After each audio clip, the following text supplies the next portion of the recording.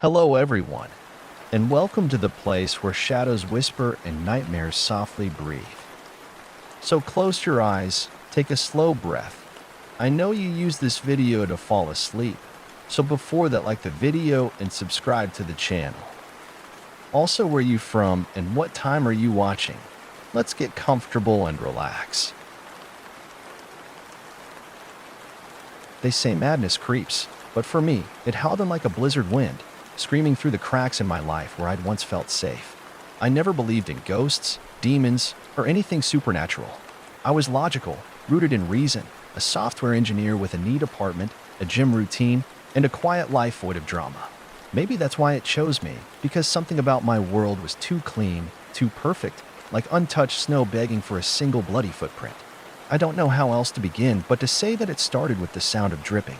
A tiny, rhythmic tap tap tap in my apartment at night, even when all the faucets were off and the windows closed.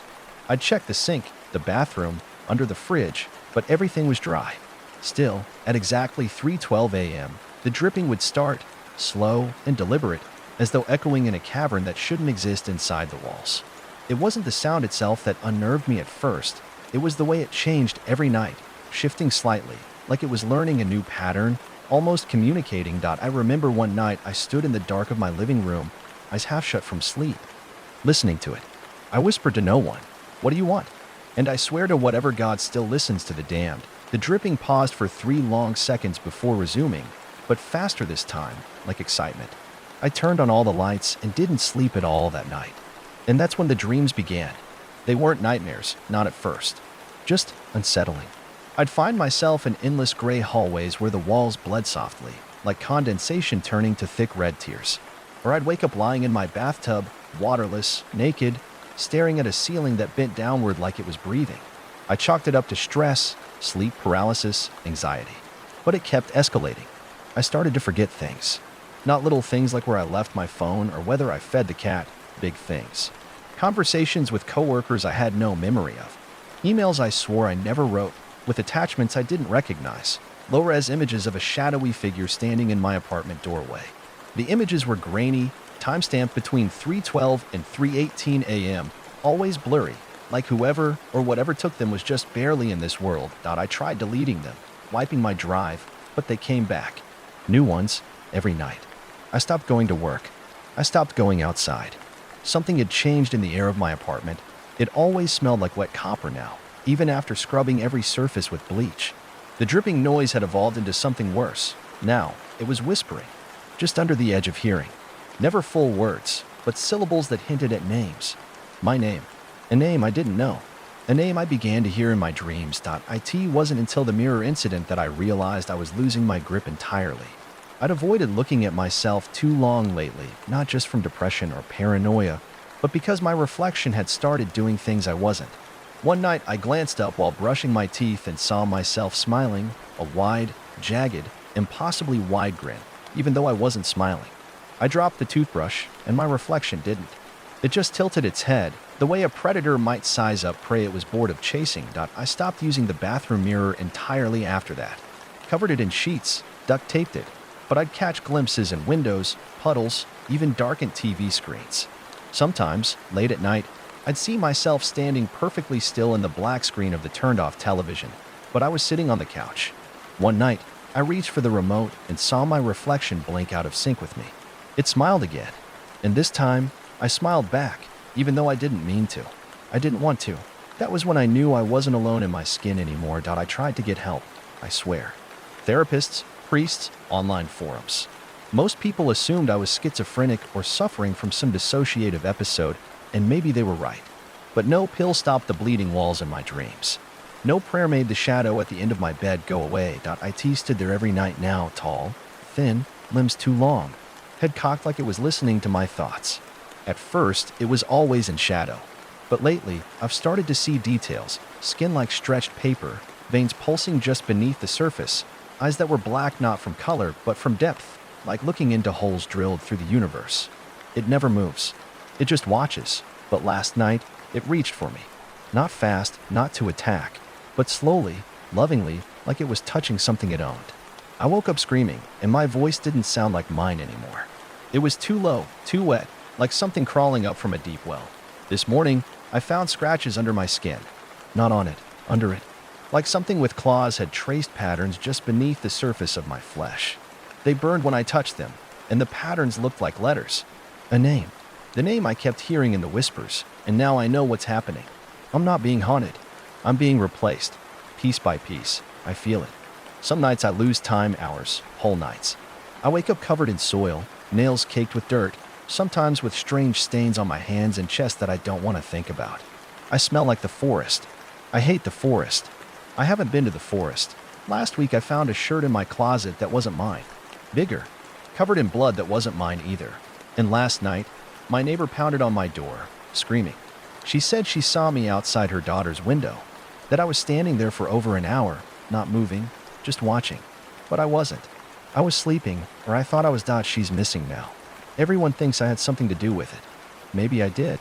I don't know anymore, because sometimes, when I look in the mirror, I see him now, not the shadow, not the reflection, but something halfway between. It's like we're both in here. Like the more I deny him, the stronger he gets. He smiles all the time. He hums. And the worst part is, I've started humming too. I haven't slept in 4 days. I don't eat much anymore. I don't feel pain like I used to. I think he's almost finished, and when he is, I don't know if anyone will notice. Because he looks just like me, but he's not. He's better. He doesn't cry. He doesn't fear. He doesn't regret. And when he takes over for good, he'll walk out that door, smile at the sun, and no one will ever know, but I'll still be here, watching, screaming, forever, from inside. I don't know how long I've been like this now. The clocks have stopped meaning anything. I hear time passing in the clicks of his teeth when he smiles, the soft flex of muscle in his jaw when he talks to people using my voice. There's a subtle difference in the way he walks though. I used to shuffle a bit, anxious, hunched. He glides. Every movement is precise, measured, like he's studied how to be me, but perfected it. And people love him. They say I seem healthier, more confident. You're finally coming out of your shell. My coworkers told me the last time I dared to follow him to the office. I watched through a glass reflection in a subway window as he smiled at them, that same damn smile, the one I know isn't mine, and laughed at jokes I'd never understand. I'm a passenger now. Maybe a ghost. A voice behind the eyes, whispering through static. Every once in a while, I try to scream, to push forward, to grab the wheel. But the body barely flinches. He always tightens his grip when I do, a mental clinch, like a parent dragging a child away from something they're not allowed to touch. Last night, I think he punished me. I came back for a few seconds. Woke up in a hotel bathtub filled with ice water, trembling, skin pale. My left foot was bandaged. Underneath, I could feel something wrong, something missing.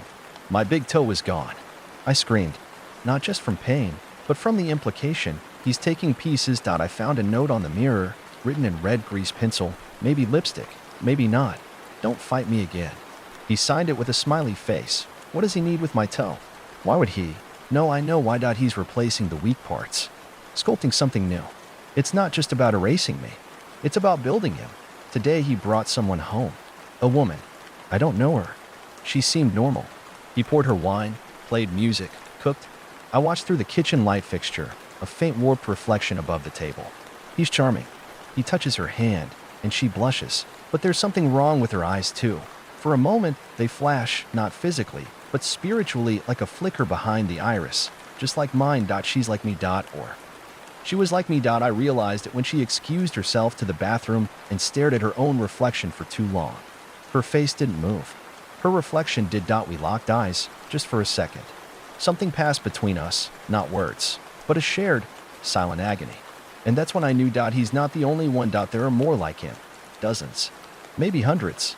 Maybe thousands. Whatever he is, whatever they're taking people, living among us, under the skin of those we love, smile like us, sleep beside us. They're mimics, parasites of identity, wearing our memories like clothes, perfecting them, improving them. And we never see it. Not until we're the ones screaming in the dark behind a smile we don't control. That means this is bigger. That means there are others like me trapped too, whispering behind eyes that aren't theirs anymore. And that means maybe I'm not alone. Maybe I can fight. I've started to try something new. I focus all my thought, all my memory, into a single moment, an anchor. The smell of my mother's kitchen. The sound of rain on my old bedroom window. The warmth of a dog I had as a boy. When I concentrate hard enough on me, on who I was, sometimes I can interrupt him. He stumbles. He blinks wrong. He says the wrong word. I saw it today. At the grocery store, when the cashier asked how he was, he said, "I am grateful to possess this form." The kid laughed like it was a joke, but I felt it. I felt the flicker of rage beneath his skin when he realized the slip. He knows I'm getting stronger. So tonight, I'll try something else. I found an old photograph, me and my sister on a beach trip, covered in sand, laughing, sunburned, happy. I stare at it for hours. I replay that day in my mind again and again. I burn it into myself. And when I hear the dripping start again, that same 3:12 a.m. rhythm, I press back. I push. The whispering grows louder. The darkness at the edge of the room thickens like fog. And I scream, in my head, in my bones, "I am me. You don't get to win." For the briefest second, I feel the body jolt. The glass of water on the nightstand shatters. Blood leaks from the nose. My nose. That's progressed. That's something. If I can wound him, I can kill him. If I can kill him, maybe I can get out. But I need help. I need more memories. More anchors. I need someone who remembers me. Someone who still believes I'm in here. And maybe that woman, the one he brought home, maybe she's still in there too. I just need to find her again. If you're reading this, and you've seen the signs, reflections that don't follow, people you love acting just a little too perfect, dreams of bleeding walls and figures in the corners of your room, listen to me. You might still be you, but not for long. Hold on to something. Anything. Because once you slip, they don't give you back. I didn't sleep again. I don't think I can anymore. Not truly. When he does, I am awake, pacing, clawing at the walls of this mental prison he's built. And when I manage to push through, even for a second, he wakes in rage. His wrath burns through us both. I feel it in the nerves like lightning under my skin. My own mind recoils from it. He's no longer just a shadow trying to become me. He is me. But I am also him now. Some nights I can feel his thoughts bleeding into mine, alien logic folding over familiar memories, reshaping them like clay in dirty hands. I try to remember the smell of fresh-cut grass in spring, the smile of my first kiss, the sound of my father's laugh, but they're fading, replaced by other things. Worse things. I remember standing over a woman as she begged me to stop. I remember holding something heavy and wet, dripping onto floorboards that creaked like they were in pain. I remember liking it, but those aren't my memories. Are they? I don't know anymore. I'm losing pieces of myself every time I wake up. But something happened last night. Something new. He brought her back. The woman. The one whose eyes flickered. The one who might still have a soul inside. They're calling her Laura now. That's not her name. I don't know how I know that, but I do. Somewhere, buried in the ruins of what's left of me. I remember her face from a time before this all began. He doesn't know I'm aware. He thinks I'm dormant. He's wrong. Because last night, as they slept, I reached her. For the first time, I pushed through the fog in the mirror and caught her reflection staring back at me. Her real one. It blinked at a different rhythm than the body lying next to mine. She mouthed a single word, "Fight." Then she was gone again, but I know now. She's in the same prison I'm in. Maybe deeper, maybe closer to being gone. But she's still in there. That changes everything. If there are two of us, there could be moored an entire underground of souls screaming behind smiling masks.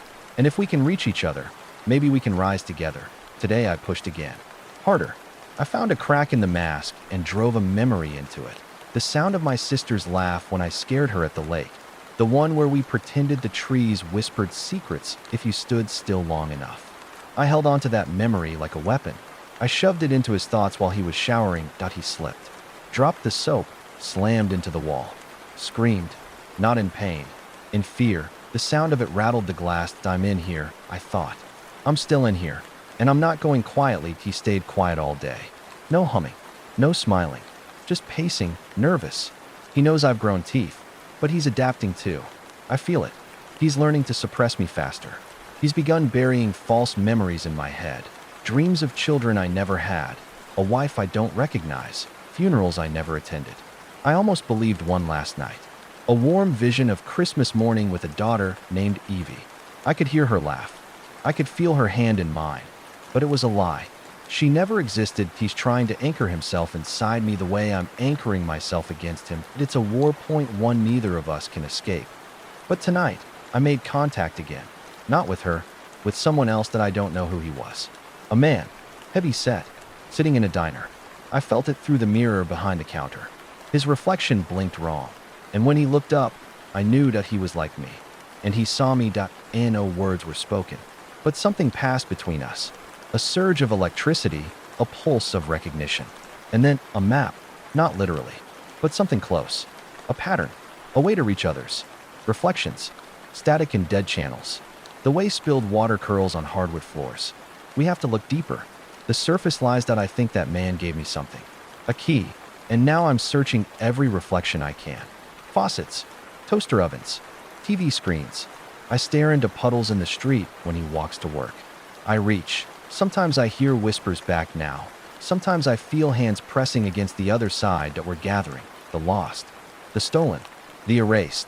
They think we're nothing but ghosts, trapped in mirrors and dreams. But we remember. And now, we connect that I don't know what happens when we find enough of us that I don't know if we'll regain our bodies or burn them all down. But I do know this. We are still here, and we are not done. He feels it now. I see it in his eyes when he checks the mirror. He avoids them now, covers them with towels, breaks the ones he can't ignore.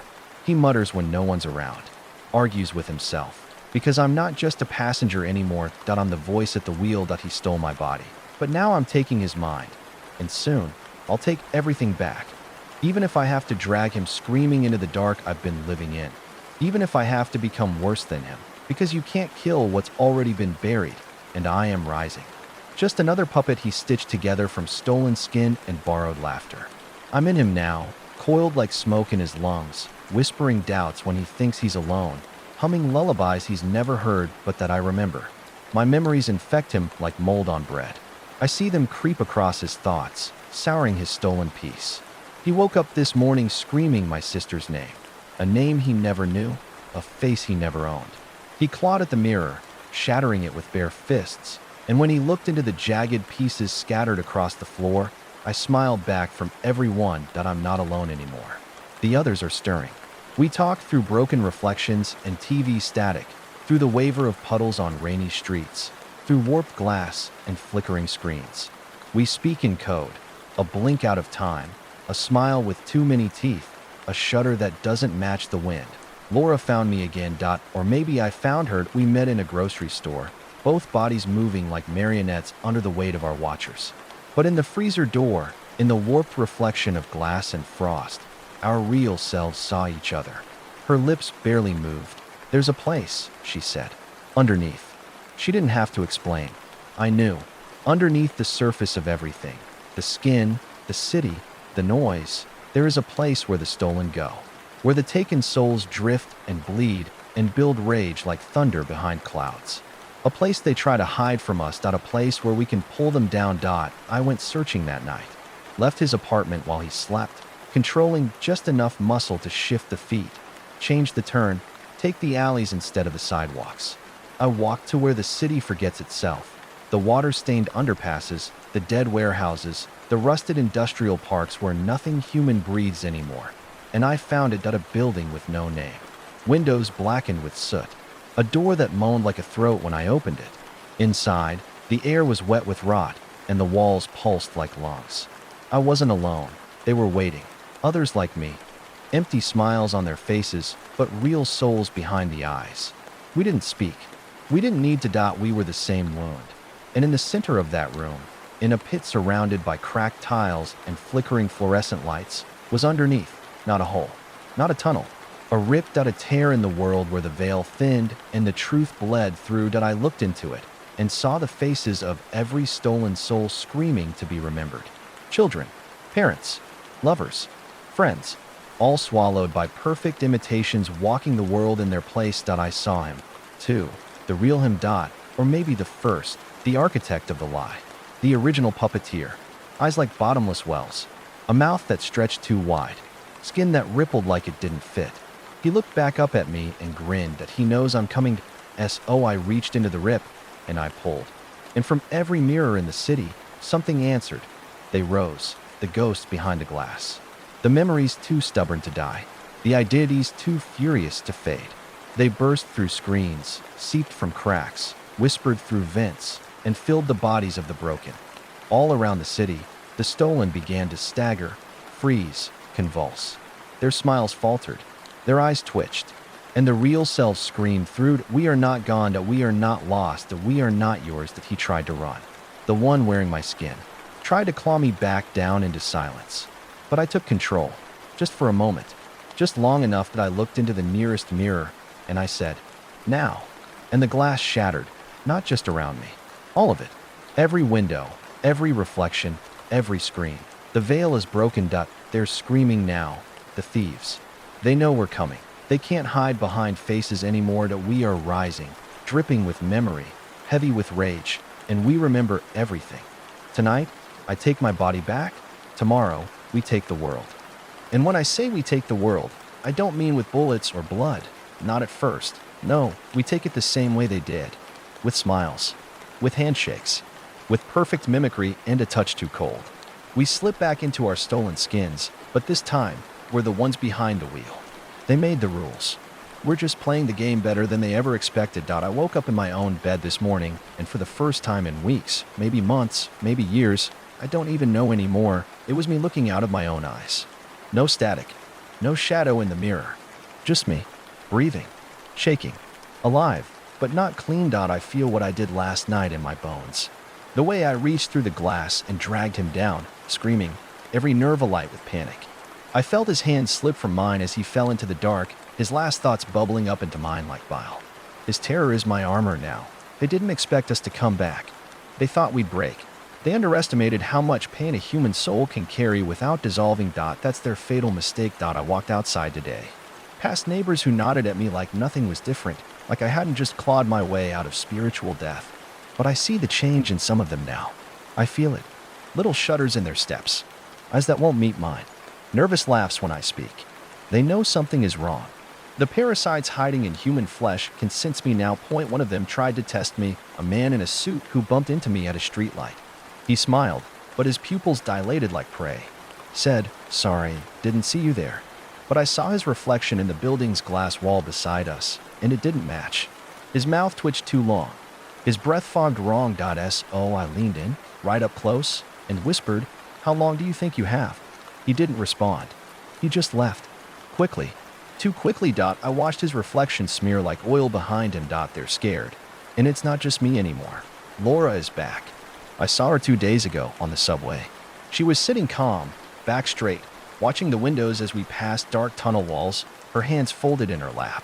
She didn't look at me, but her reflection did. Her eyes glowed soft and dark like coals buried under ash. She mouthed something, not to me, but to the reflection in the glass. A name, not hers. His. The one who wore her. The one she dragged down screaming like I did mine. We're not just getting even. We're hunting. And more are waking up. We've started leaving messages. Little symbols on mirrors in public restrooms. Scratches in bus stop glass. Steam-written warnings on shower doors. If you know what to look for, you'll see us. We remember. We are coming. Check your reflection. Because the war is no longer one of flesh and blood. It's a war of identity, of stolen thoughts and fractured truths, of ghosts clawing their way back into existence one shard at a time. Last night, I returned to the place beneath the city, the Rip. The others were there. Laura, the man from the diner. More. Dozens. Maybe hundreds.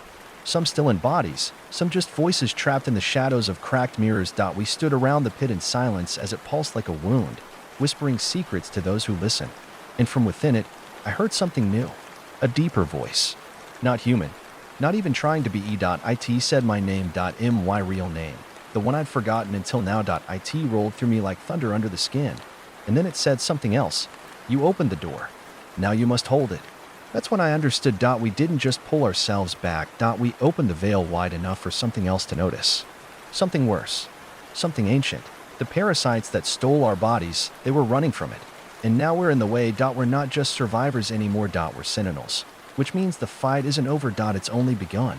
And when the next thing comes through the veil, when the darkness behind the mirror spills out into the world like ink and water, we'll be the only ones standing between it and the last pieces of what's real. We've taken back our bodies. We've taken back our names. Now we take back the world. Or we burn with it.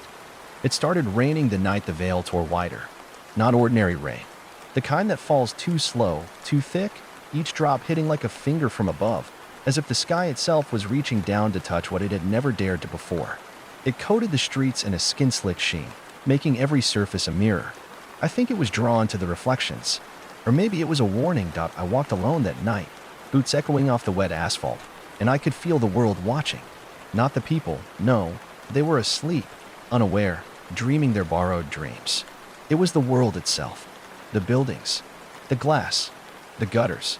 Everything that could reflect was alive with a quiet, waiting hum. We had stirred something awake.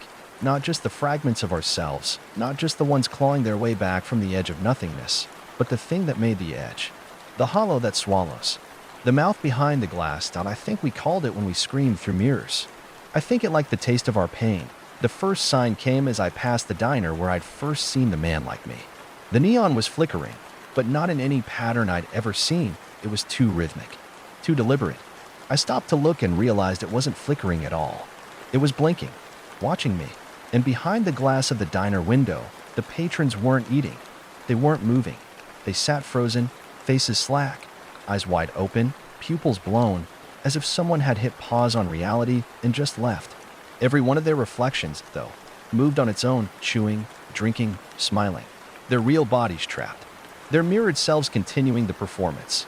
Then, as I stared, the reflection of my own body looked at me, not from where I stood, but from inside the diner. It stood, slowly, and smiled. It wasn't me. It wore me, but its smile was all wrong. Too calm, too wide, and it never reached the eyes. I backed away slowly, pulse pounding in my neck like a war drum. That was the first time I realized we're not the only ones who can come through. We're not the only things trying to return. There are others in the reflection, things that were never human, that don't want bodies the way we did. They don't want names or justice or revenge. They want release. And now they've seen the hole we tore open, and they want out. I ran. I don't remember how I got back home. The streets blurred, the sky pulsed red behind the clouds like blood trapped beneath skin, and the rain was heavier now, as if gravity itself was trying to pull me back down. When I finally got to the apartment, the mirrors were gone. Every one. Removed. Taken. Even the television reflected nothing. Just static. A black screen that swallowed light. He's trying to stop it, I thought. The thing that wore me, even now, sealed below, screaming into the dark. He's afraid of what's coming next. And if he's afraid, what the hell have we unleashed? That night, I dreamed. Or maybe it was more. In the dream, I was standing at the edge of a lake made of glass, perfectly still, reflecting a sky that spun too fast. And under the surface, I saw thousands of faces. Some I knew, some I didn't. All of them screaming without mouths. Laura stood beside me, her reflection absent entirely, her body flickering like an unstable signal. She didn't look at me when she spoke. They're building something, she said. Under the skin of the world. What? A door, she said. Not like ours. Not for going back in. For letting them out. Who? She turned then, and I saw that her face was gone. Just a mirror in its place, and my reflection stared back at me from it. But it wasn't moving. It wasn't blinking. It was just watching. When I woke, my hands were bleeding. Both of them. Fingernails torn. Skin shredded. I had clawed at the wall in my sleep, tearing away layers of paint and plaster until I hit concrete. And in the concrete was a crack. A tiny one. A sliver. And I swear, something on the other side of that crack blinked. We thought reclaiming ourselves was the end of the war. It wasn't. We were just the beginning. We were the bait. The first wave. The proof that a soul can cross. That a mind can pull itself back from the abyss. But we weren't the only ones watching. And now the reflections move when there's no one to cast them. They mimic. They learn. They wait. This morning, I passed a child on the street. A little girl holding her mother's hand. She smiled at me, and I smiled back. But in the mirrored window behind them, the little girl's reflection didn't walk away. It just stayed there, staring. Mouth opening wider and wider until it split ear to ear. We're out of time. The veil is thin now. So thin it breathes. So thin I hear it whisper every time I look into water or a phone screen or the glint of a spoon. It says one word. Soon. I don't know if we'll survive what comes next, but I know this. The war for the world won't be fought in daylight. It won't be won with weapons. It will be fought in mirrors. In memories. In identity. And when the last reflection stops mimicking and starts moving on its own, that's when we'll know the door is open, and nothing we love will ever be safe again. I've stopped sleeping. Not out of fear, not anymore. Fear implies there's still hope that hiding might work, that sleep might shield me, that dreams could be a refuge.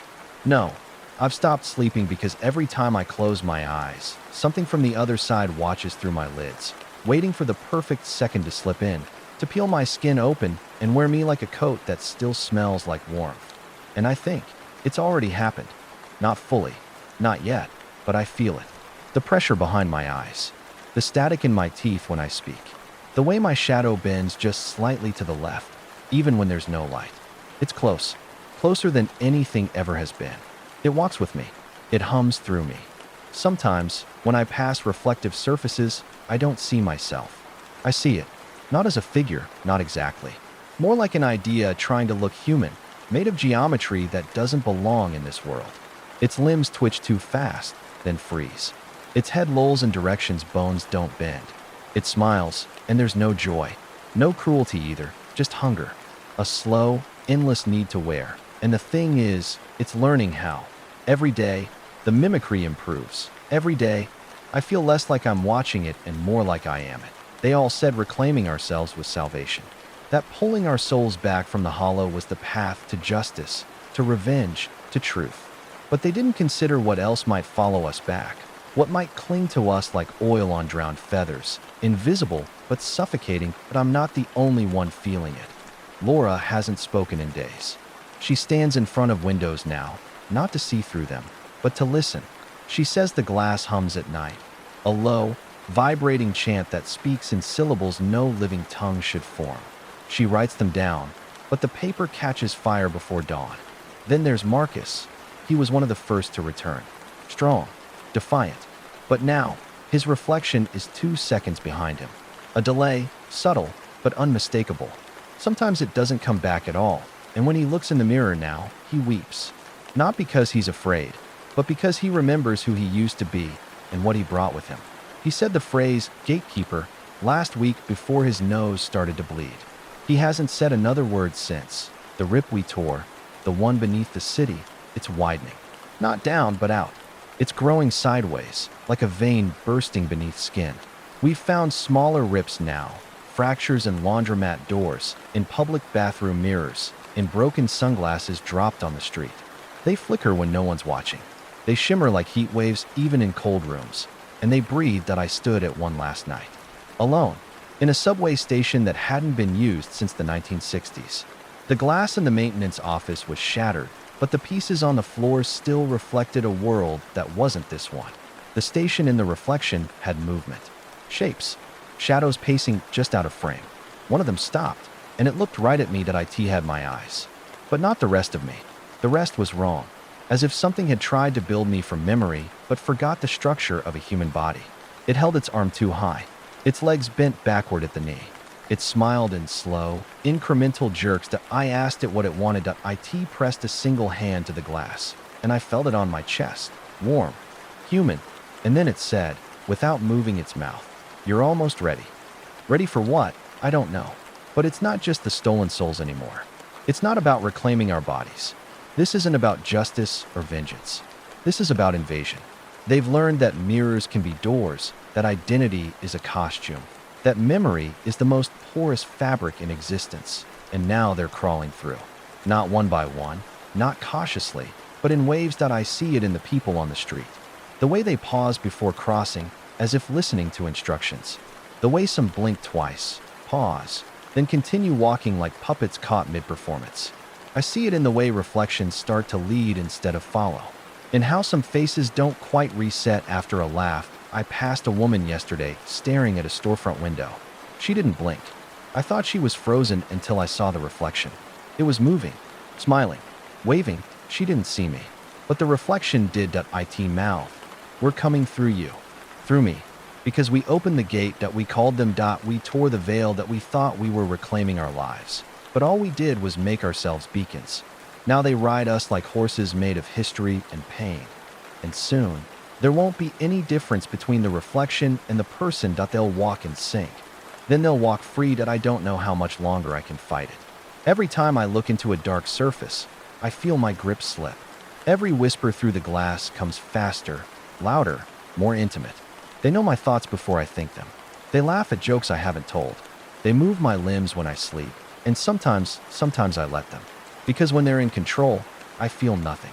No pain, no fear, no guilt, just stillness. And that's the most terrifying part, because I'm starting to want it.to let them take it all, but I won't.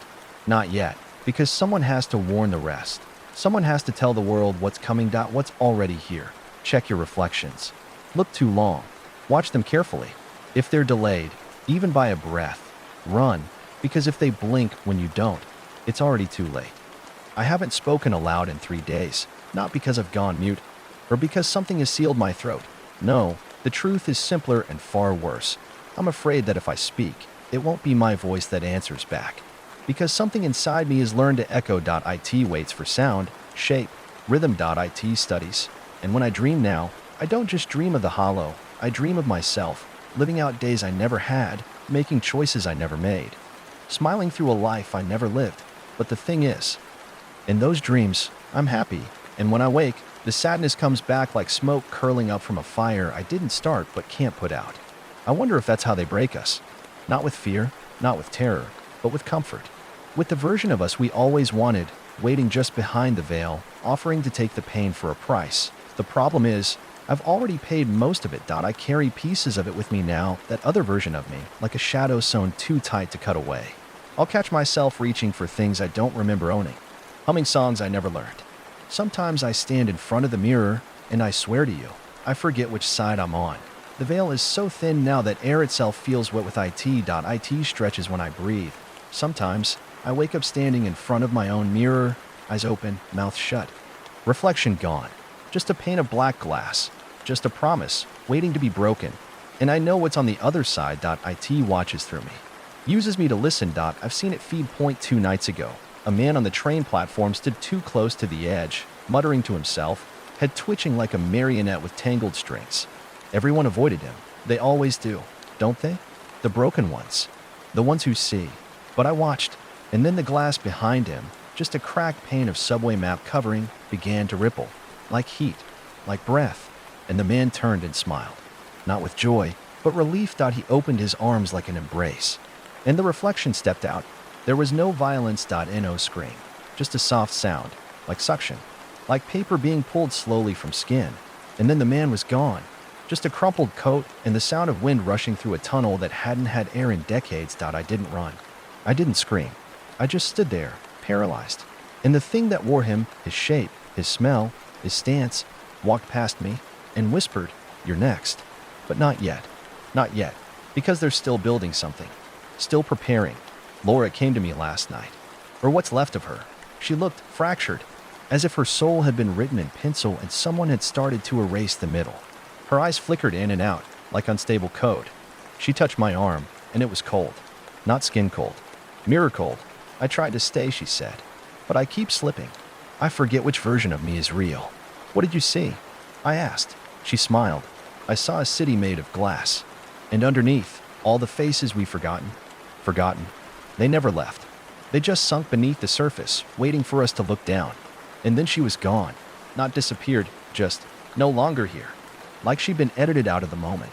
I turned my head and my room was empty again. I don't know how much longer I'll last, but I've started writing symbols on the walls. Glyphs I see in the dreams. Things that aren't words, but feel like warnings. I don't know if they help. Maybe they keep it out. Maybe they draw it closer. I don't care anymore. I just want someone to remember me when it's over. Not the fake me. Not the mirror. Me. Because that's the final trick, isn't it? They don't come to kill you. They come to replace you so perfectly that even you can't tell the difference. And then you're the one staring out from the other side, pounding on the glass, mouthing your own name, screaming at the stranger who wears your skin while everyone else claps and smiles and says you look better. Happier. Fix. Oh, if you've read this far, if you still believe in something real, do one thing for me. Please. Go to the nearest mirror. Look at yourself and ask, which one of us is dreaming? Then wait and watch, because if the reflection answers you back, don't blink. Don't scream. Don't run. Just remember, you've already been replaced. It's harder to write now, not because I've lost the will or the words. No, they still come, uninvited, tumbling through my skull like broken teeth, but because my hands no longer trust me. They twitch sometimes, not with tremors, not with fear, with intent, like they're waiting for new orders. like they've started listening to a voice that isn't mine. And sometimes they move on their own. I found pages I don't remember writing. Symbols that curve like bone grown wrong. Words in a language that itches beneath my skin just to read.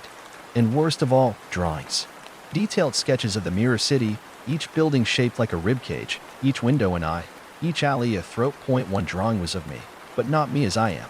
Me as something worn, stretched too thin, skin sagging over limbs that moved like marionette strings were being tugged by fingers on the other side of the glass. And under that drawing, in my own handwriting, he lives better than I ever did. I don't remember writing it, but I believe it, because I've watched him. My reflection. My replacement. He moves through my life with ease now. My friends don't notice. My boss thinks I've finally found balance. I've gotten compliments I never got before. I laughed at something yesterday I didn't even understand. He's smoother. More complete. Not just mimicking, inhabiting. Sometimes I think maybe that's the plan. Not to destroy us, not even to torment us. Just to do it better. To live lives that we squandered. To walk through the world in our skin and be more human than we ever managed to be. And isn't that the most terrifying thing? What if they deserve it more than we do? What if we're just the rotten first draft? I saw Marcus again yesterday. Or I think I did. He was sitting in a diner, sipping coffee, reading a newspaper like nothing had changed. But when I passed the window, he looked up and gave me a smile, not fake, not sinister, sympathetic. As if to say, it's easier if you stop fighting. I nearly went in, sat across from him, asked what it was like. What comes next? But the reflection in the window didn't match what I saw inside. The real Marcus sat still, calm, smiling. But the reflection, it had no eyes, just polished glass where sockets should have been. And it was weeping blood. I kept walking. I don't know how long I have. How long you have. How long any of us do before the reflections no longer wait for permission, before the veil tears fully and we're just another failed echo buried beneath the weight of something truer than we ever were. They're preparing something. I can feel it every time the lights flicker and sync. Every time two people step in rhythm, smile the same smile, tilt their heads in perfect unison like a hive of mannequins learning what love should look like. We call them mirrors. We thought they just reflected us. We were wrong. Their membranes, thin as thought, flexible as memory, strong enough to hold back the tide, but not forever. And it's rising. You want to know the final proof? Last night, I stood in my bathroom. Lights off. No moon. No sound but my own breath. I stood there and stared into the dark square of the mirror. Nothing moved. And then, ever so slowly, I leaned in. Closer, closer, until my breath fogged the glass. And in that thin sheen of moisture, a face appeared. Not mine, not his, but something between. The mouth didn't move, but I heard it anyway, behind my ears, inside my chest, in the marrow of my teeth. You were never the original. I haven't left the apartment since, because what if that's true? What if I was always the reflection? What if I was born on the wrong side of the glass? What if this world was never mine? I feel it watching now, even as I write. Through the laptop screen, through the faint reflection in the window, through the black of my own pupils. It's waiting for one final choice. And I know, if I stand in front of the mirror long enough, if I stop blinking, if I let go of the last thread that says I am me, he'll come through. He'll walk into the world and live a better life in my name. And I'll be where I belong, behind the glass, screaming without sound, forever watching. Oh, if you find this, if these words have reached you, it means I'm already gone. Or worse. I never was. The air in my apartment is thick with something old, something that clings to every corner, every shadow. It's like dust, but not the kind you can wipe away. It's the kind that settles on your skin and gets under your nails, a residue from something that's been here long before I ever came. Something that's waited, that's been patient. I don't leave anymore. I've stopped trying to hold on to the parts of me that make sense. The things I used to cling to, routines, familiar faces, the fleeting moments that used to ground me, they no longer feel like mine. I go through the motions like someone playing a role they don't remember auditioning for. A smile here, a wave there, a laugh when I know it's expected. But it's all empty. The windows are closed, the blinds drawn, and yet it feels like I'm being watched from every direction. The space itself seems to be listening. The walls don't just hold up the ceiling, they seem to breathe with me now, drawing in every sigh, every tremor, every shift in the air.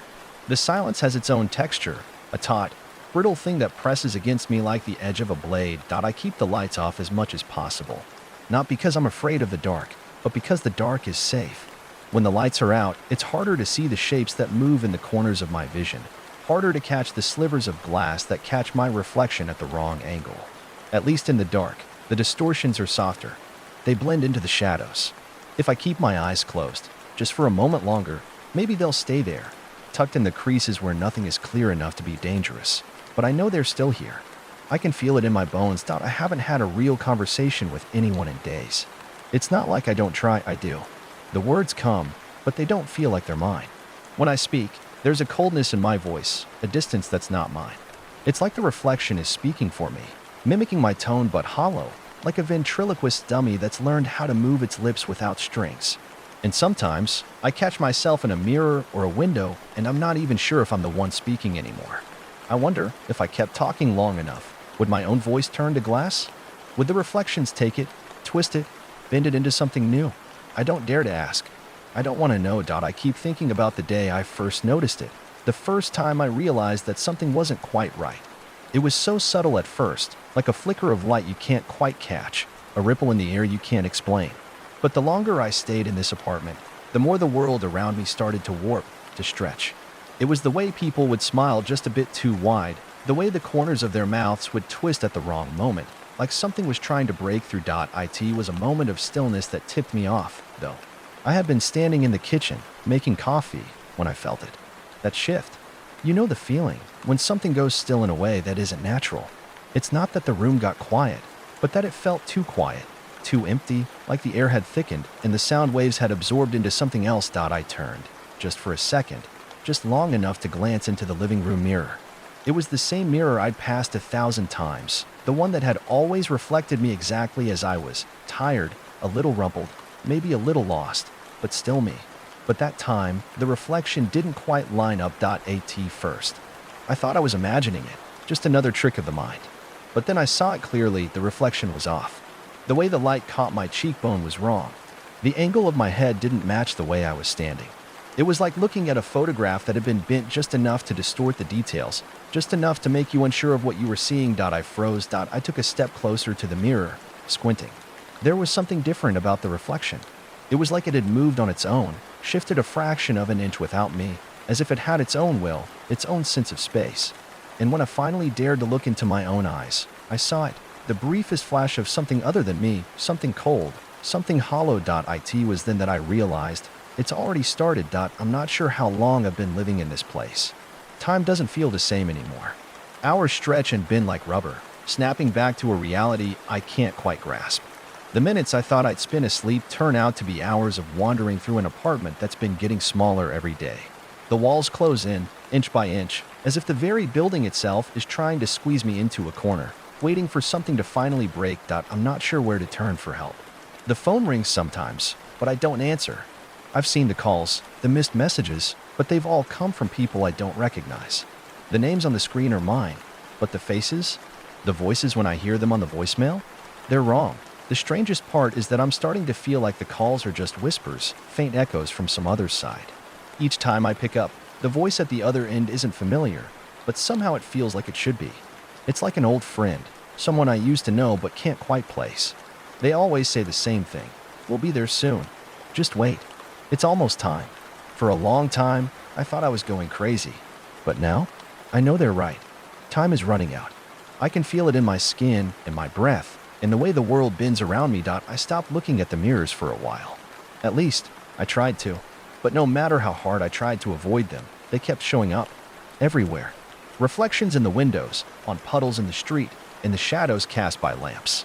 It's as though the world is made entirely of glass now, each surface reflecting pieces of what's left of me, what's left of us. The worst part is, I can't tell where the reflection ends and where I begin anymore. I can't tell which one of us is the real one. And sometimes, when I wake up in the middle of the night, I swear I can hear it, that thing, the thing that wears my skin, whispering to me in the dark. I don't know how long I've been writing this. I don't know how much of it is still me. But I feel it, the reflection, the thing that waits on the other side of the glass. It's watching me as I write this, reading my thoughts before I even finish them. I know it is, and soon, I won't be able to stop it. I've seen it happen to others. People I used to know. Their movements slow, their smiles stretching, their words turning to other words. Words I didn't recognize, words that didn't belong to them. It's happening to me too. I can feel the change every time I look in the mirror, Every time I look at my own reflection, I've become a mirror. Maybe that's what they want. To become us. To take our place. To live our lives as if they've always been theirs. Maybe it's too late for us, to get it back. Maybe the reflections are the real ones, and we've just been living in their world without realizing it. I don't know what will happen next. I don't know how long I have left, but I do know one thing.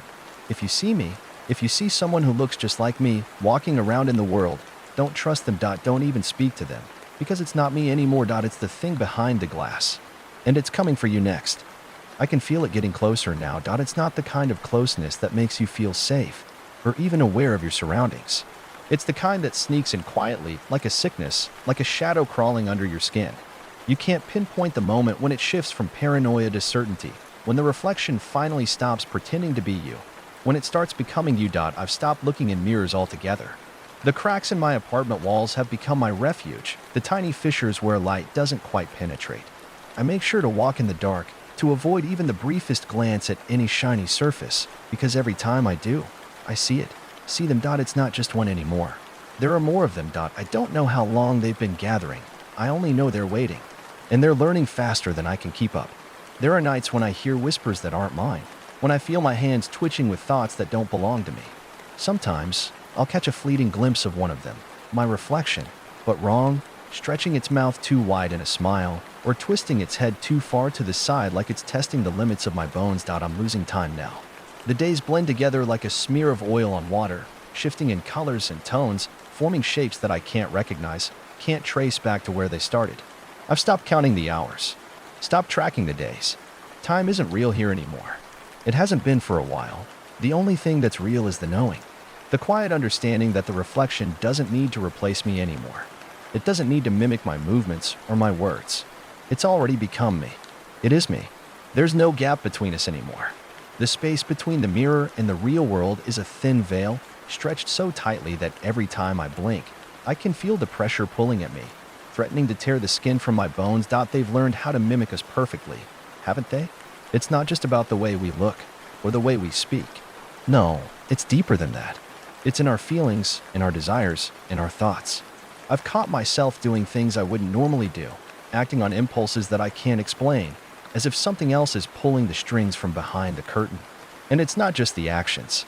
It's the way I think, the way my mind clicks into place with an ease I didn't have before.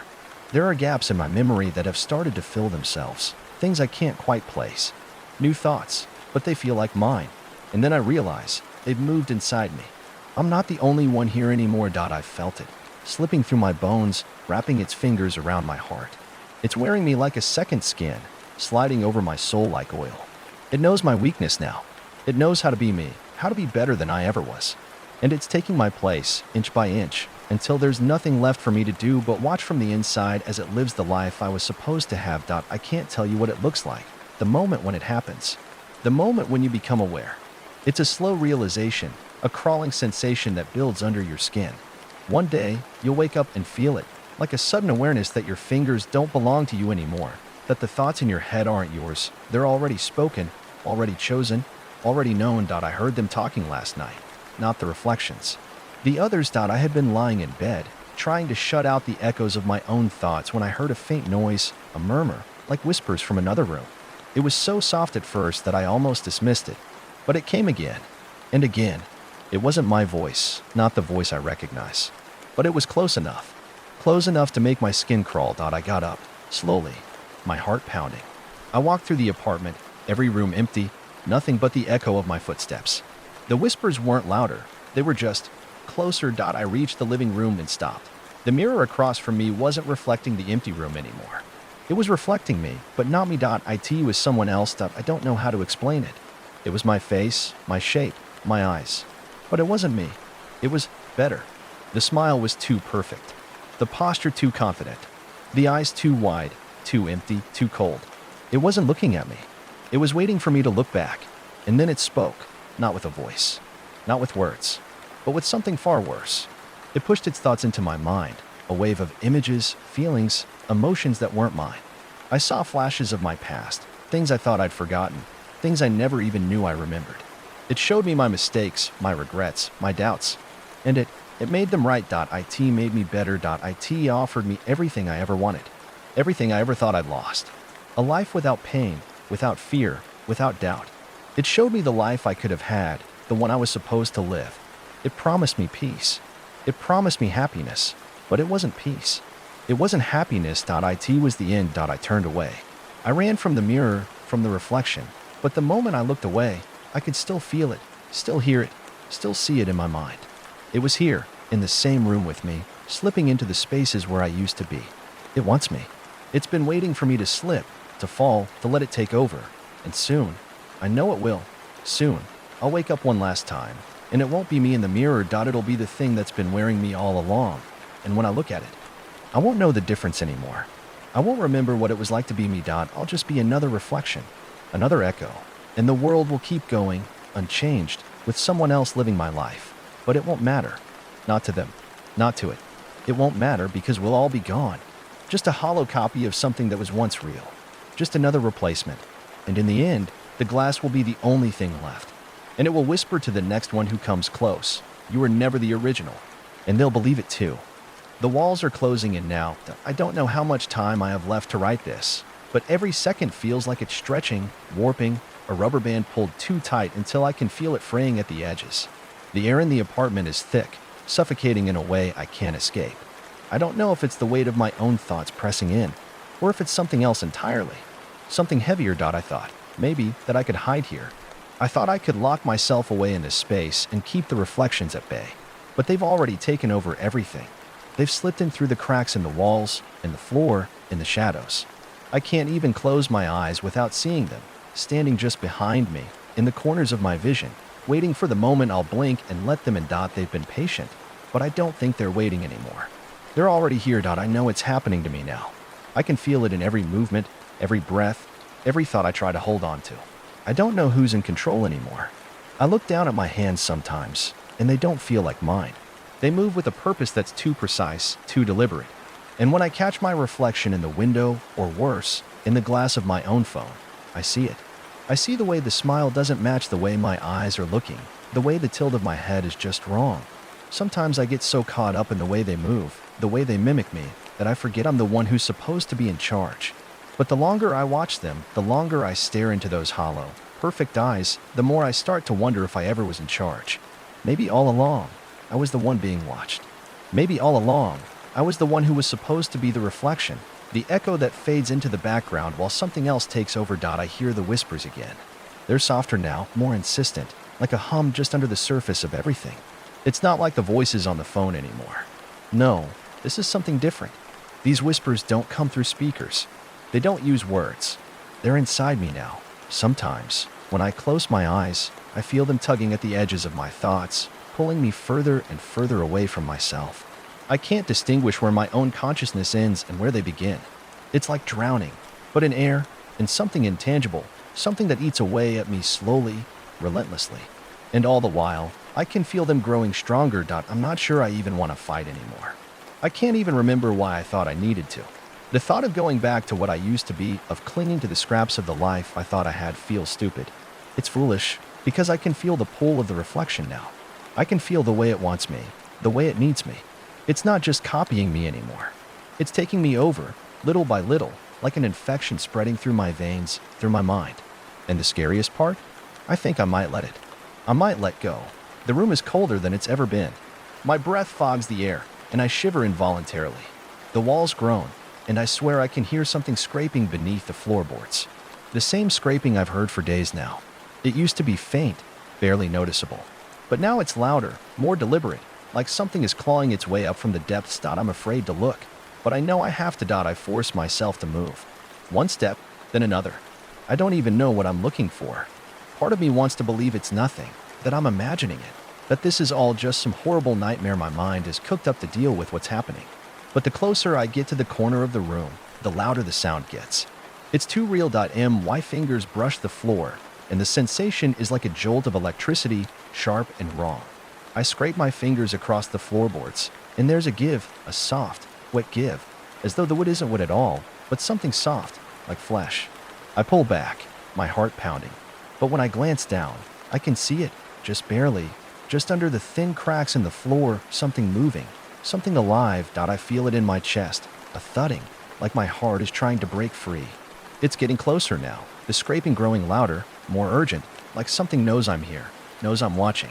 And then, just when I think I can't take it anymore, the sound stops. A silence so thick that it's suffocating. But I don't relax. No. I know what comes after silence. It's the sound of the door opening. I turn, my legs trembling beneath me. The air feels too thick to breathe. The door, the one I've kept locked for so long, it creaks open slowly. So slowly that it feels like the world itself is stretching, as though the universe is taking its time to swallow me whole. And then, standing in the doorway, is a figure. But it's not just any figure. No, this one is different. This one has the same face as mine, the same features, the same eyes. But it's not me. It's the thing behind the mirror.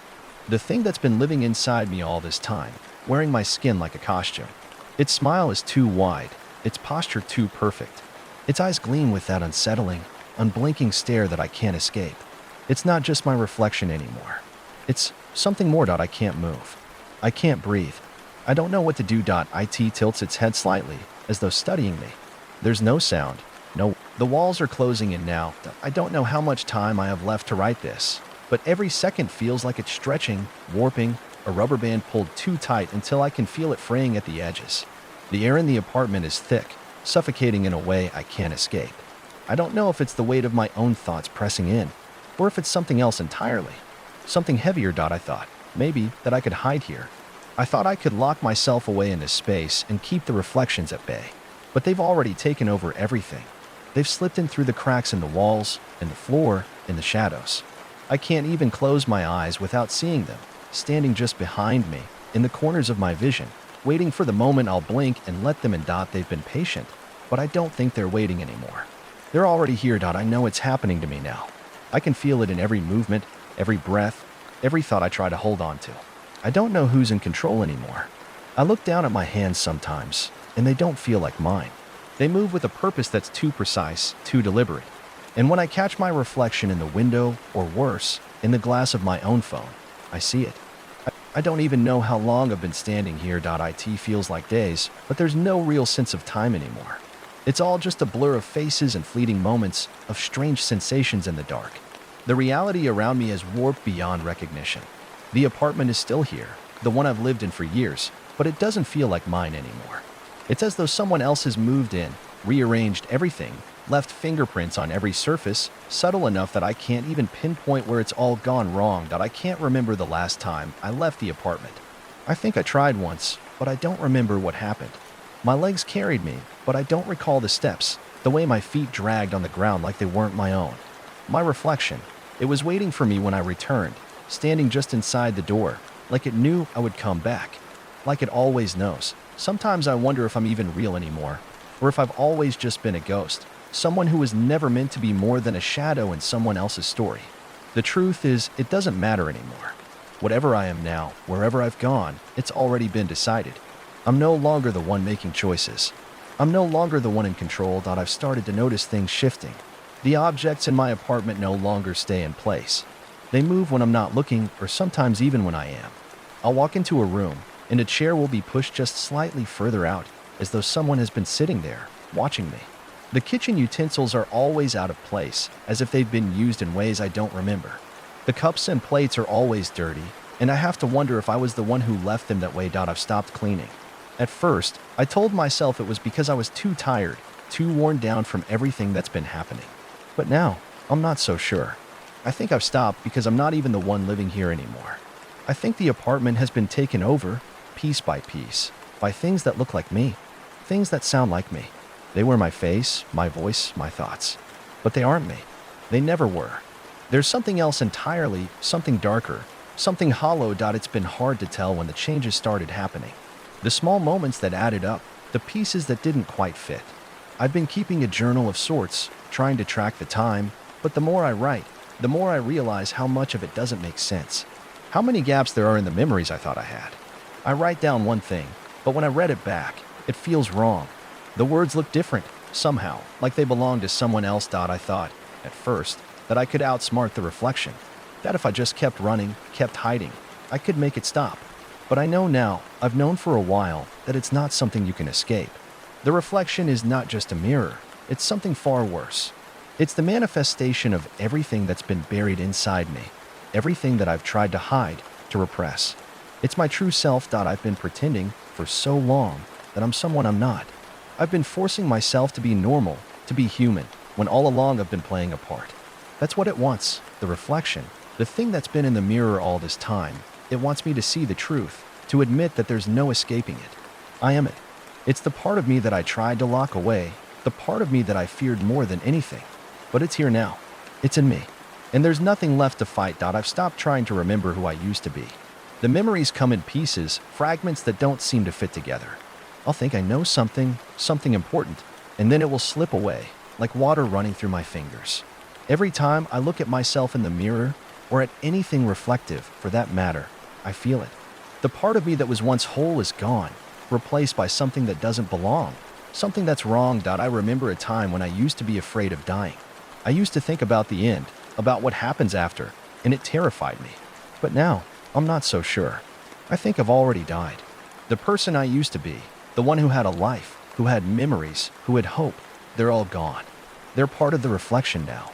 Just like everything else. I've stopped sleeping. At first, it was because the nightmares kept me awake. But now, I'm not sure if I ever really slept. Sometimes, when I try to rest, I see it, the reflection, standing in the corner of my room, watching me. Sometimes, I think it's waiting for me to fall asleep so it can take over completely. I don't know what happens when I sleep. I don't know if I ever sleep. It's a terrifying thought. The reflection might be waiting, patient and cold, but I don't think it's the only thing here anymore. There's something else, something darker that lives in the shadows. Something that comes out when I close my eyes. There are nights when I wake up gasping for breath, my heart pounding, and I can't remember how I got back in bed. I'll look at the clock, and hours have passed, hours I can't account for. I'll check the mirrors, the windows, but they're all empty. The reflections aren't there, but I know they're always watching. I know they're waiting. They're biding their time, waiting for the moment I slip, the moment I let my guard down. And when that happens, when I fall asleep again, when I close my eyes for good, I'll be gone. The reflection will take over completely, and I'll be nothing but a shadow in the glass. The worst part is, I don't think anyone will even notice. The world will go on, oblivious, as I vanish into the mirrors. And I'll never have existed at all, except for the reflection, except for the thing that took my place. And when they look at it, they'll see it's me, but I'll be gone. I know what's happening now, and it's worse than anything I ever imagined. It's like being awake in a dream, but the dream is suffocating you, dragging you down into a place you can't escape. I can feel the reflection growing stronger, more insistent, pushing against the fragile barrier between us. It's not just in the mirrors anymore. It's everywhere. It's in the air I breathe, in the walls, in the corners of my vision. Every time I think I've outrun it, every time I close my eyes and try to pretend I'm still me, I feel it. I tried running again. But running doesn't matter. You can't outrun something that already knows who you are, something that has always known who you are. The worst part is that it's not a thing anymore. It's me, or it's pretending to be me. There's no line between us anymore. No separation. I've stopped eating. Not because I want to starve myself. I just don't remember how to. The food doesn't taste the same anymore, and I can't remember the last time I felt hunger. It's like my body doesn't need it anymore. I just move. I don't think. I just act.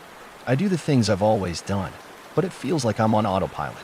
The reflection is in control, pulling the strings, guiding my hands, making me do things I don't understand. It's watching me. Always. No matter where I go, it's always there. I can't escape it.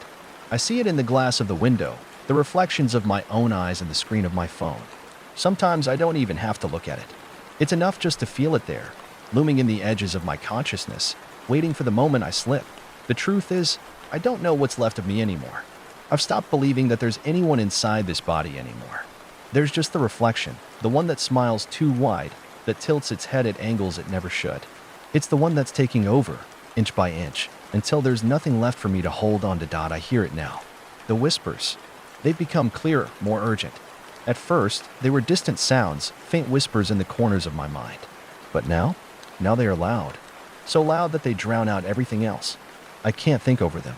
I can't focus on anything but the constant, nagging voice that is mine, and yet not mine. It tells me things I don't want to hear, things I don't want to believe. You're not real. You never were. That's what it says to me. It tells me I'm just a copy, just a reflection, just a shadow of the one that came before.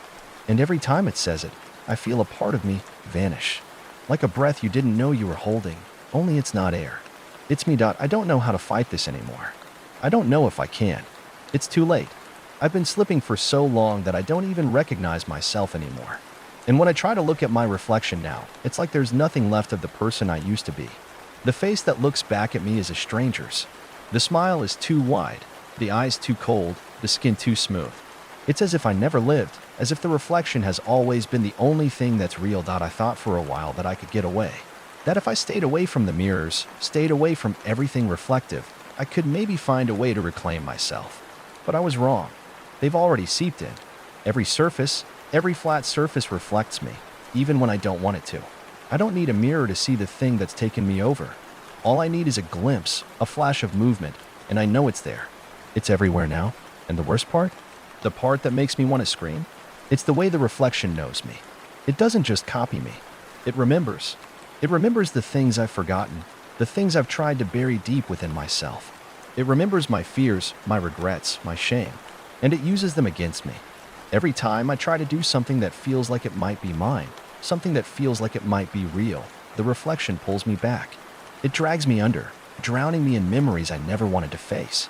It whispers in my ear, reminding me that none of this matters, that I've never mattered. It's all a game, a sick, twisted game that I'm losing. I thought, for a brief moment, that maybe I could just let go. That maybe if I accepted it, if I let the reflection take over completely, it would end. That maybe the pain would stop. But no, the reflection doesn't want me to let go. It wants me to fight for control, to scrape and claw until I can't breathe. It thrives on my resistance. The harder I try, the more it grows. I look at the walls, at the floor, at the ceiling, and I feel the weight of them all. I feel them pressing in on me, like they're closing in, wrapping around me in a cocoon I can't escape. I don't know what's real anymore. I don't know if I'm alive. I haven't seen another human being in what feels like forever. I don't even know if there are any others anymore. Every person I've ever known, they've all faded away, slipped into the same shadow I'm now trapped in. I can't reach them. I can't even remember their faces. I only remember the reflection. It's the only thing left. I hear the knocking again. It's soft, at first, like a gentle tap at the door. But it grows louder. It's insistent. My heart jumps in my chest, pounding in a rhythm I don't control. My body tenses, and for a split second, I feel a flicker of something familiar. It's a long-lost feeling, the sensation of fear. But it doesn't last long. The knocking doesn't stop. It doesn't wait for me to open the door. It doesn't wait for anything. It just keeps coming, louder, faster. It sounds different now. More like something is scraping at the wood, pulling, scratching. It's frantic. Desperate. I can feel it. The moment before it happens. The moment before the door bursts open. The moment before the reflection leaves me. I look at the mirror one last time, and the thing that looks back at me doesn't smile. It grins. Then the door opens. The world is gone. I don't know what happens next. The door crashes open with a force that rattles the walls, the sound of it shattering any last remnants of sanity I might have clung to. But there's no one there. No one standing in the doorway. Just the void. The moment the door opens, I feel it. The air presses in, thick and oppressive, and the shadows stretch unnaturally, creeping toward me like they've been waiting for this very moment. I can't look away from the doorway, my body frozen in place. As if the universe itself has taken a step closer to swallowing me whole. It's a suffocating feeling, like I'm standing at the edge of some abyss that I can't see but feel. I know something is out there, waiting in the dark, something that isn't a person, something that doesn't belong in this world. And I know it's come for me. I try to move, to run, to scream, but I can't. My legs are cemented to the floor. My body is a stranger to me, heavy and unresponsive, like I'm trapped in a skin that doesn't fit. The reflection, or whatever it is now, feels closer, wrapping around me, tightening its grip. But then, the air shifts. There's a whisper. No, not a whisper. It's a voice. Low, guttural, almost a growl, but somehow familiar. I can't place it, but it gnaws at the back of my mind. It's calling me, pulling me toward the doorway that I don't want to go. I don't want to step into the dark. But somehow, my feet move, my body betraying me once again. I'm walking toward the door, against every instinct screaming in my head. I can feel the reflection at my heels, urging me forward, pushing me into the waiting darkness. As I cross the threshold, the world changes. The apartment is gone. The walls, the ceiling, the floor, they all disappear into a black void. There's no light, no source of sound, no air to breathe. It's a void that breathes around me, suffocating, alive in a way I can't comprehend. My own heartbeat is the only thing that exists, pounding so loudly in my ears that it drowns out everything else that I try to call out. But my voice is swallowed, lost in the endless black. There's no sound but my own breath, shallow and quick, panicked. The thing that was in the reflection, the one that's taken over, it's here with me now. In the darkness, its presence pressing against my skin. I can feel its coldness, feel the way it moves inside me. That I turn, my head jerking, my eyes scanning the blackness. But there's nothing, not a trace of it. But I can feel it crawling in my chest, in my mind, twisting and bending everything I know. It's inside me, wearing my skin, becoming me, and I have no idea how much of me is left. And then I hear it again. The voice. But now it's clearer, louder. It's speaking my name. You don't belong here, it says. The voice sounds like mine, but it isn't. It's a version of me, warped and cracked, hollow like a sickly echo. The reflection, the true me. You never did. I can feel the coldness surrounding me, seeping into my bones, and I know what's happening. It's claiming me. It's taking my place, piece by piece. And the scariest part? I don't even know if I care anymore. That I want to fight. I want to scream. But I don't know who I'm fighting anymore.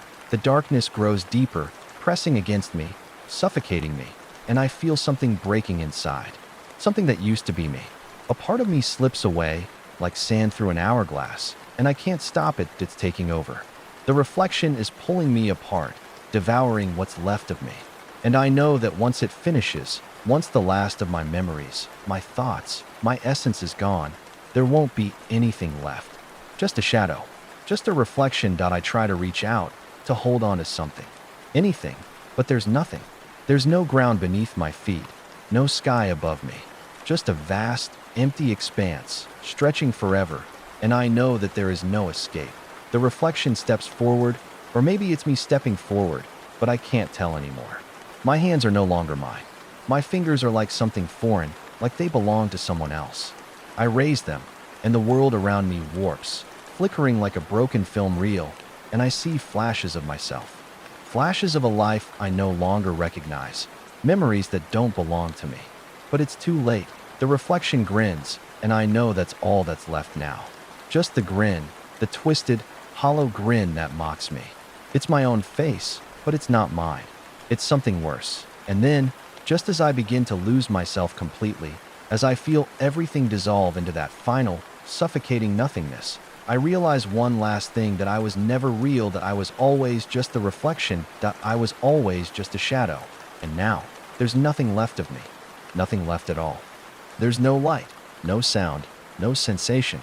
For a moment, I'm not sure I even exist. I feel as though I've been stretched out beyond the limits of my own mind, trapped in a space where time and space don't matter. The darkness, it's absolute, like it's swallowing every piece of my being. Every thought I've ever had, every memory that once made me feel like I was someone, they all dissolve into it, fading away like dust in the wind. But then, a shift.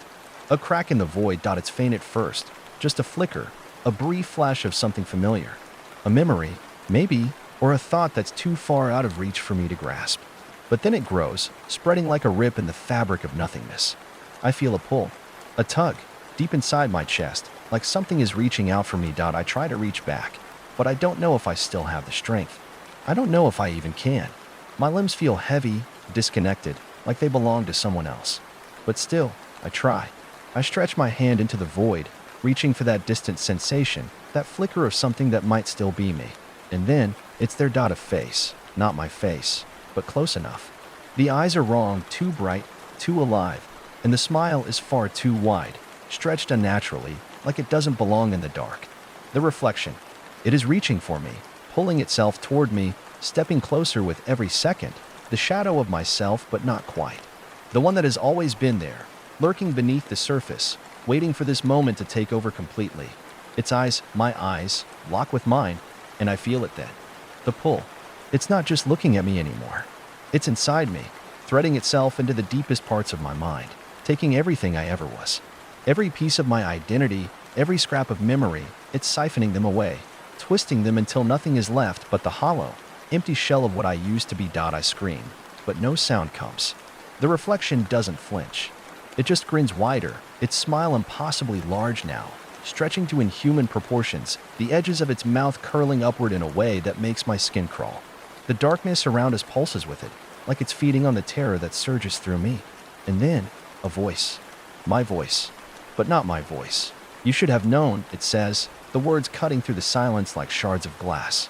You were always meant to be a part of me. You were always the shadow. And now, the reflection tilts its head to the side, as never leaving mine. Now, there's nothing left for you to hide behind. I want to run. I want to escape. But the moment I try to move, I realize I can't. My body is no longer mine to control. It's as if every muscle has locked into place, frozen by some invisible force. The reflection is taking over. Slowly, deliberately, it's erasing me. And the worst part is, I can't even remember when the shift happened. When the reflection became the real me. The face in front of me, my face, starts to change. It's subtle at first, like someone smearing paint across a canvas. The features begin to distort, the eyes growing darker, the skin becoming pale and brittle, the smile no longer wide but jagged, like it was carved out of something rotten. It's like watching a piece of myself decay in real time. It's time, the reflection says, the words slipping from its mouth like a hiss. Time to leave the shadows behind. Suddenly, the void around me shifts, the blackness giving way to something else. A light, faint, barely perceptible, begins to push through the cracks. I feel it like a knife, sharp and painful, cutting into the darkness. But there's no warmth. It's cold, sterile, and it stings against my skin. I reach for it. I don't know why, but I do. I stretch my arm toward that pale light, hoping, praying that maybe this is the way out, the way back to myself. But as my fingers brush against the light, something inside me snaps. The reflection moves closer. The grin is wide now, all teeth, all malice, and it's inside me. I can feel it, clawing its way deeper into my mind, like a parasite taking root in my soul. The light flickers again, but it's too late. The reflection pulls me forward, and the moment I step into the light, everything shifts. The world around me cracks, fractures, and I hear the sound of glass breaking, of everything that was once whole splintering into a million pieces, and in that moment, I realize something terrifying. The reflection wasn't just trying to take over my body. It was trying to take over everything. It wasn't content to just wear my face, to mimic me. It wanted to become me, to erase every trace of who I was, to overwrite every memory, every scrap of my existence with its own twisted version. And as the light floods in, I feel it. I feel myself slipping, disappearing. The reflection doesn't just take my body, it takes my mind, too. And then, everything is gone. The world, the light, the darkness, it all vanishes in an instant. There's no sensation anymore, no feeling, no awareness. Just an empty void, as if I've never existed. It's over. But in the silence, I hear something. A whisper. A voice. Not quite, it says, and then I know. The reflection has won.it has always won. The silence presses in, heavy and suffocating. It's as if I've fallen into an endless abyss, where even the concept of time no longer exists. There's no memory, no thought, no existence. It's just a void, but not a peaceful one. It's the kind of emptiness that's oppressive, as if something is waiting for me to wake up, but I don't know if I ever will. Then, the whisper returns, creeping along the edges of my mind like a forgotten memory trying to claw its way back to the surface. You're still here, it says, soft and mocking. You can't escape me. Not anymore. I try to ignore it, to push it out of my head, but I can't. It's inside me, sinking into my thoughts, wrapping itself around my very essence. The reflection's voice is now a constant hum in my mind, a sound that grows louder with every passing moment, its presence suffocating, inescapable. I don't remember who I was, or who I am, or if there even is a difference anymore. It's all a blur, a fog that refuses to clear, but I feel it. The reflection is still here. I feel its hands on me, not physically, but inside my mind, tugging at the fragments of my memories, trying to erase them. I can sense it, as though it's waiting for me to break, waiting for me to give in completely, to become part of it. It feels wrong. Everything feels wrong. I want to scream, but there's no voice, no sound, just the oppressive weight of the reflection's presence pressing against me, suffocating me in the dark. And then, A flicker. A sensation. A pulse of something familiar. For a brief, fleeting moment, I feel me. It's not much, just a whisper of who I used to be, but it's enough to make me latch onto it. I can feel the threads of my own consciousness, trying to resist the reflection's grip, trying to fight back. Even as the darkness around me grows deeper, more suffocating. I focus on it. The flicker. The pulse. I try to hold onto it with everything I have, but the reflection isn't letting go. It pushes against my mind. Its voice louder now, more insistent, angry. You can't hold on, it snarls. You never could. I'm you. I am you. I feel a pressure build in my chest, like the walls are closing in, squeezing the life out of me. I know it's trying to break me, to crush whatever is left of my humanity, to replace it with the cold, hollow echo of itself. But I refuse to let go. Not yet. No, I whisper, but the word feels hollow, empty, like it's just a fleeting thought. A memory. Still, I hold on to it.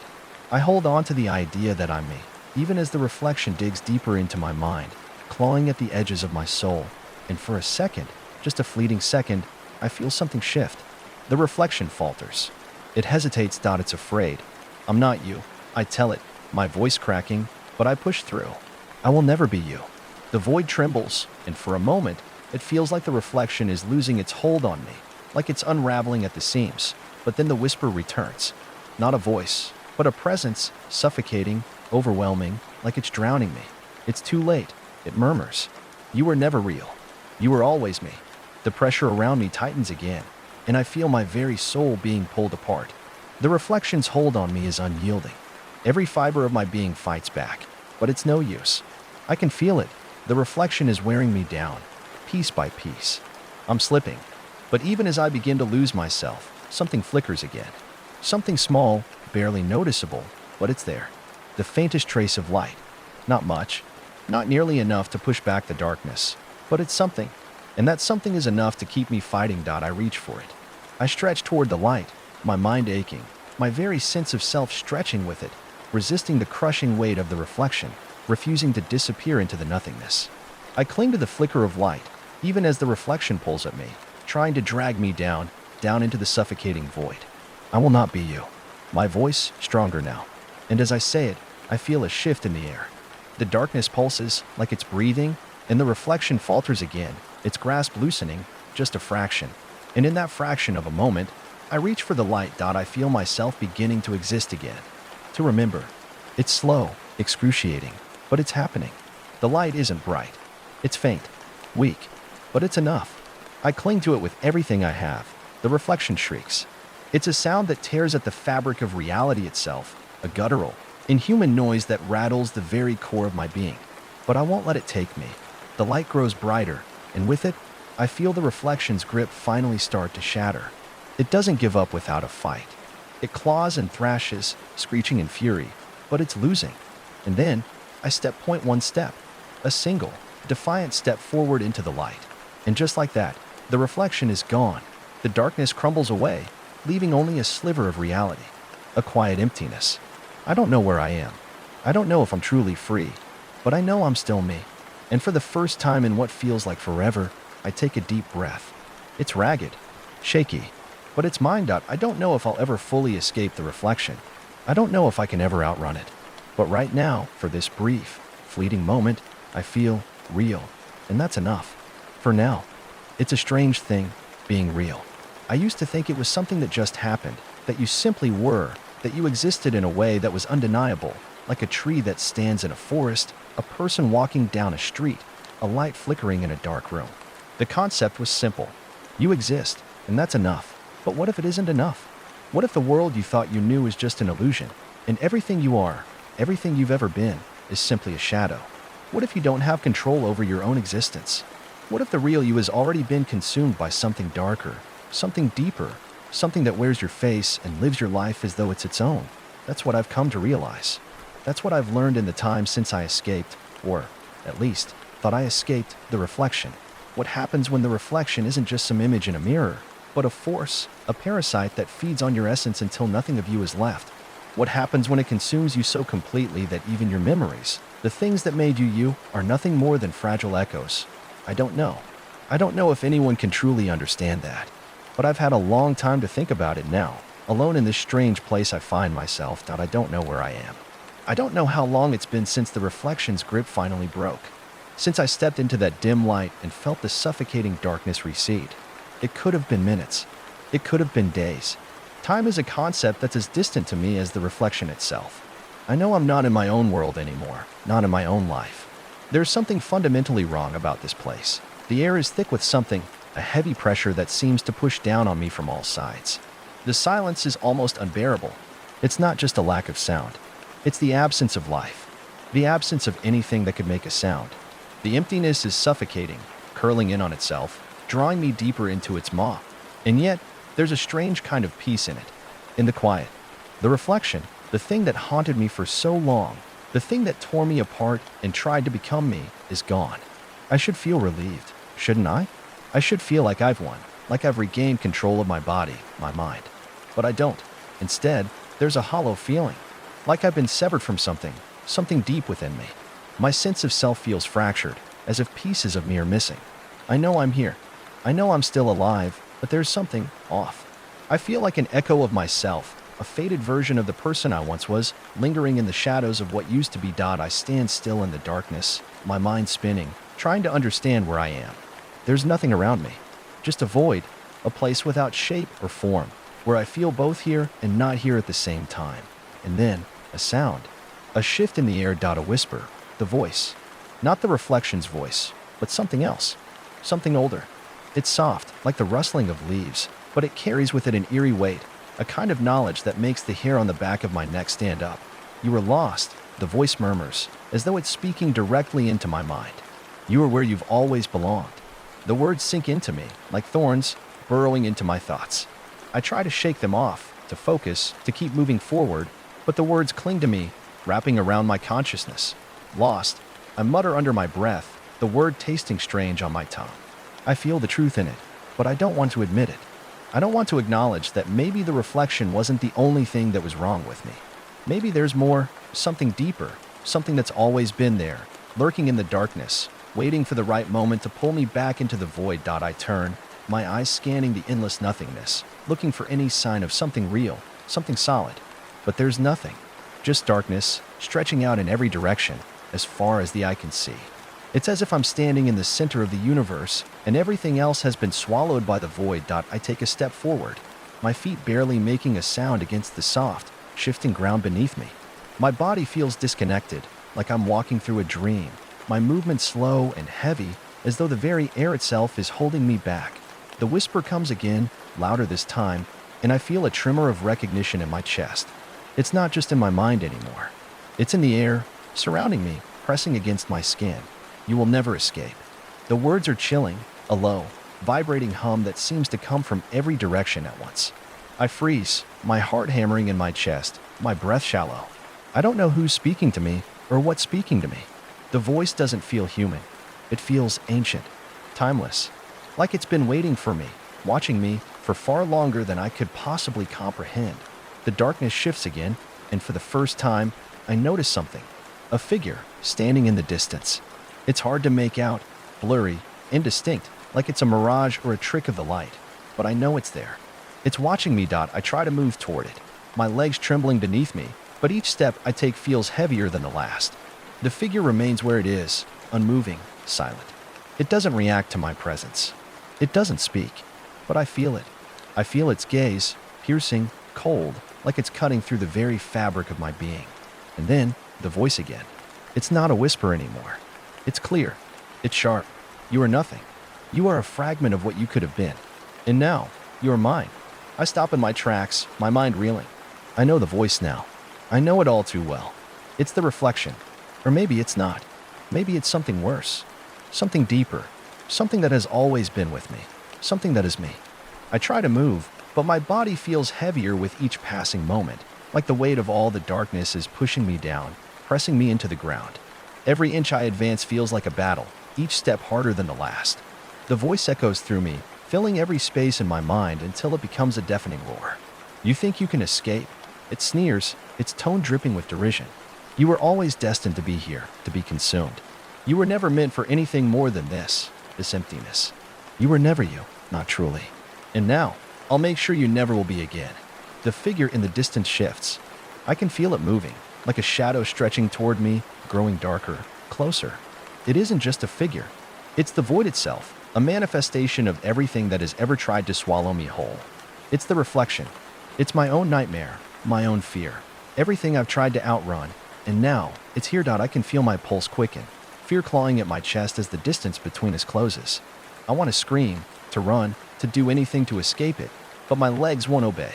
They feel like they're sinking into the ground, as if the earth itself is swallowing me whole. There's nowhere to go, the voice says, closer now, its words curling around me like smoke. You never had a choice. You were always part of me, from the very beginning. You always belonged to the darkness. The figure is almost upon me now. It's tall, imposing, its shape indistinct but familiar, a shadow of something I can't quite remember. I try to look away, to block it out, but it's as though it's etched into my very soul, a part of me that can never be erased. And then, I see it, the face. My face. Or what used to be my face. It's twisted, grotesque, a parody of what I once was. The eyes are hollow, black voids, and the mouth, wide, stretched unnaturally, filled with too many teeth. The smile is jagged, a broken thing, like the skin itself can't contain it anymore. It's not just my reflection. It's everything. It's what I am, what I've always been, buried beneath layers of falsehoods and self-deception. You can't fight me, the reflection says, the voice a dark, mocking version of my own. You were always meant to fade. You were never meant to last. I want to scream. I want to run. But the air is thick, suffocating, and I can't move. I can't escape it. The shadow looms larger now, its form swallowing the light, consuming everything around us. The figure steps forward, and the ground beneath me trembles. You think you're still you. It taunts. You think you're separate from me? A laugh escapes from the creature's mouth. It's high-pitched and twisted, echoing off the walls of my mind, reverberating through every inch of my being. You never were. I feel the last of my resistance crumble. The reflection isn't just something that mimics me. It isn't just some dark doppelganger trying to steal my life. No, it's inside me. It's always been inside me, waiting for the right moment to emerge, to take control. It's been feeding off my doubt, my fear, my insecurities, growing stronger with every moment I've spent running from it. And now, it's here. It's standing before me, wearing my face, mocking me. I can feel it wrapping around me, taking hold of me, as if it's pulling my very soul into the depths of its darkness. My heart pounds in my chest, but there's no escape. There's nowhere left to run. You are nothing, the reflection sneers, its voice dripping with contempt. You never were anything. You were always part of me, a fragment, a shadow. I am your truth. I am what you were always meant to become. I close my eyes, trying to block it out, but the darkness presses in from every side. It's suffocating, relentless. It's as though the very air itself is thick with the reflection's presence, wrapping around me like chains, binding me to it. I try to fight it. I have to fight it. But my mind is slipping. The walls are crumbling. The reflection is taking everything. My thoughts, my memories, my identity, and I'm losing. I'm fading. A moment of clarity pierces through the fog of darkness. It's brief, just a flicker, but it's enough. I remember. I remember me. I remember who I was before the reflection, before the darkness, before everything I thought I knew slipped away. The light. It's still there. Faint, flickering in the distance. Not much, but enough. I don't know where I find the strength, but I push forward. I fight against the suffocating grip of the reflection, clawing my way toward the light, each step feeling like a battle. My legs are shaking, my chest tight with panic, but I refuse to stop. I refuse to let the reflection take me. The shadow laughs again, the sound reverberating in the air, but this time, it's different. There's a crack in its voice, a tremor of uncertainty. It doesn't like what's happening. It doesn't like that I'm still fighting. You can't escape me, it snarls, its voice dripping with venom. You can't win. I am you. There's nowhere for you to go. I take another step, my legs trembling beneath me. The light is getting brighter now, closer. It feels like a distant memory, like a promise, something real. I can feel it pulling me, urging me forward. The shadow is shrinking, retreating, losing its grip on me. I know it's still there, lurking in the corners of my mind, but it's fading. It's fading. I push harder, faster, my body trembling with exhaustion, but I keep moving toward the light. And as I do, I feel something shift. The air grows lighter. The oppressive weight of the darkness lifts, and for the first time in what feels like forever, I can breathe. The reflection's voice fades into the distance, its presence growing smaller and smaller with every step I take. And then, I step into the light. It's blinding at first, too bright, too sharp. But as my eyes adjust, I see something. I see a world. Not the dark, empty void I was trapped in, but something real. Something tangible. I'm standing on solid ground. There's grass beneath my feet. The sky above me is clear and blue. The air smells fresh, clean. It's a strange feeling, a sense of home. But it doesn't last long. The reflection is still there, lurking in the back of my mind, watching, waiting. I know it's not over. I know it won't ever be over. But for now, I've broken free. And for the first time in what feels like forever, I feel like myself again. For a fleeting moment, I let myself believe I'm free. The warmth of the sun on my skin, the gentle breeze caressing my face, the world around me in full, vibrant color. This is what life should be. It feels almost normal, almost like everything's fallen back into place. But deep inside, I know better. There's a gnawing feeling at the edges of my mind, like a spider crawling across the back of my neck, always present, always lurking in the shadows. The reflection is still there. I can feel it, even in this moment of peace. It's waiting for me, watching me, and I can't shake the feeling that it's just biding its time. I look around, trying to take in the world around me. It's so different from the emptiness I left behind, but it feels too perfect, too serene. It almost feels like a dream, like I'm standing at the edge of something unreal, a place that doesn't truly belong to me. A low, shuddering breath escapes me as I take my first step forward. The ground beneath my feet feels solid, comforting, but my heart still pounds in my chest. My mind is still in turmoil, trying to grasp the reality of what's happening. And then, just as I start to relax into the beauty of this new place, a voice calls out to me. It's soft at first, just a whisper carried by the wind, but it quickly becomes clearer. It's familiar, so familiar that my skin crawls, the hairs on my neck standing up in an instant. You can't escape me. The voice is cold, sharp, and I know instantly who it is. The reflection. It's here, even in this place. It doesn't matter how far I've come or how hard I try to outrun it. It's always with me. It's me. I freeze.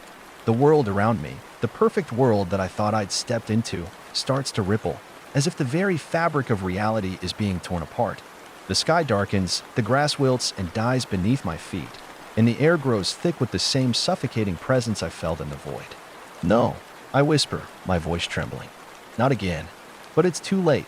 The reflection manifests in front of me, emerging from the shadows, from the very air itself. Its form shifts, twisting, a nightmare of my own making. The smile is there again, that jagged, monstrous grin, its eyes empty, hollow, as it steps closer to me. You're weak. The reflection's voice is twisted, dripping with malice. Asterisk, asterisk, you can't escape me. Not this time. You never could. You were always mine. Always. Asterisk, my heart hammers in my chest, panic surging through me as I try to back away.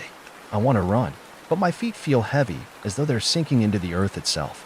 The reflection's presence is all-encompassing, wrapping around me like a shroud, suffocating me from all sides. You are me, it whispers, its voice slithering into my mind. You were never anything but a part of me. You think you can escape the truth? You think you can break free? I try to breathe, to steady myself, but the weight of its words presses down on me like a physical force. It feels like I'm drowning, like I'm being swallowed whole by the very darkness that once consumed me. But then, a spark of resistance ignites deep within me. A flicker of the light that I thought I had lost forever. It's faint, weak, but it's there. It's me, not the reflection. It's the real me, the one that fought through the void, that held on even when everything seemed lost. No, I say again, this time with more conviction. My voice is trembling, but it's growing stronger, each word pushing back the suffocating darkness.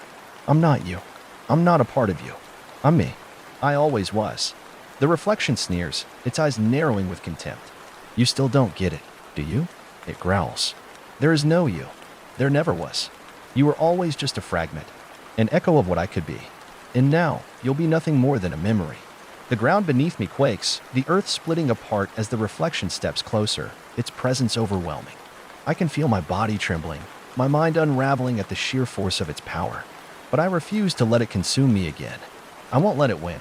The flicker of light grows brighter, stronger. I can feel it surging through me, filling every part of me that the reflection tried to tear apart. Its warmth, its life, and it's mine. It's the part of me that never gave up, The part of me that refused to die in the darkness. I take a deep breath, drawing on every ounce of strength I have left. I won't let you take me, I say, my voice steady now, filled with defiance.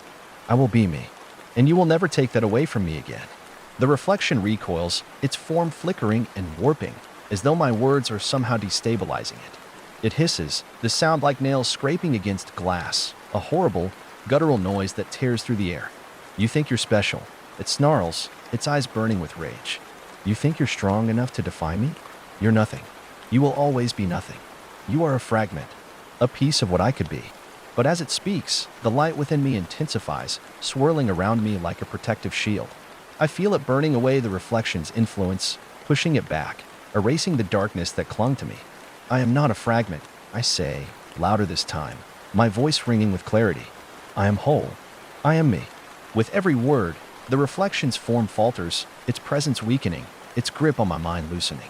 I can see it for what it truly is now, not a reflection of me, but a twisted distortion, a parasite that's been feeding off my fear, my doubts, my weakness. The light grows brighter still, engulfing the reflection until it screams.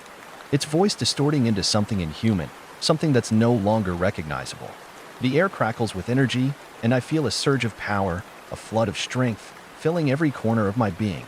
And then, just as suddenly as it appeared, the reflection disappears. The darkness lifts. I stand in the light, panting, my body trembling. But I'm free.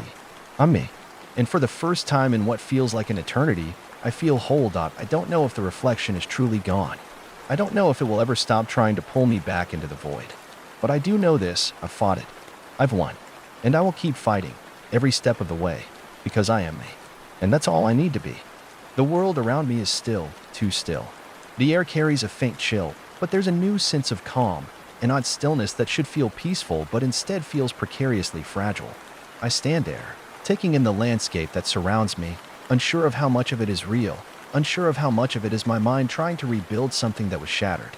The light that enveloped me moments ago is still there, faint but present, as if holding the reflection at bay, as if it's waiting for me to make the next move. I feel stronger now. The weight of the reflection's presence that had once consumed me is lighter, almost absent. But in its place, there's a hollow ache in my chest, a lingering emptiness. The kind of emptiness that comes from having fought for so long, from having faced something so deeply personal, something that mirrors everything I've ever feared about myself. As I take another step forward, I'm hit with a realization, sharp and terrifying. I don't know where I am. This world, this place, is strange, foreign. The colors of the sky seem to shift in and out of focus, flickering like a badly tuned television. The trees around me bend unnaturally, their limbs reaching toward me like twisted hands, their trunks thin and sickly. Everything around me feels both familiar and completely wrong.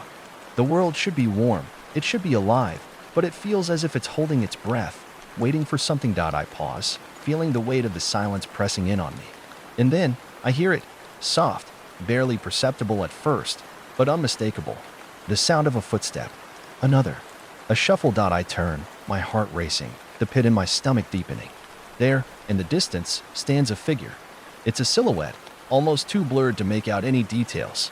But I can feel it, a cold sense of familiarity emanating from it, like a pulse in the air.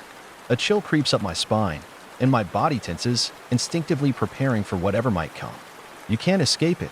The voice slithers toward me, a distorted echo of my own. It's softer this time, but it rings through the air with sharp clarity, cutting through the stillness. It's never over. It's never over. I'm frozen in place, the sound of the voice wrapping around me like chains, pulling me back into the grip of the reflection's darkness. I want to scream. I want to run, but my body won't respond. I stand there, rooted in place, my mind spinning, racing for an answer, for an escape. I can feel the shadow of the reflection closing in, its presence expanding, suffocating, wrapping around me once again. But then, a flicker, a flash of light, cuts through the air. It's subtle at first, like the breaking of a storm cloud. But it's enough to jar me from my paralysis. The light grows, expanding outward in a warm, golden wave, flooding the space around me with a brilliance so intense it forces the darkness back, repelling it. I blink against the brightness, squinting to make sense of what's happening. The silhouette shudders, twisting, and I feel a surge of something. Hope, maybe, or defiance. I don't know. The figure shifts, its form bending and warping under the weight of the light. The cold voice stops, but I can still hear its echo in the back of my mind, lingering like a bruise.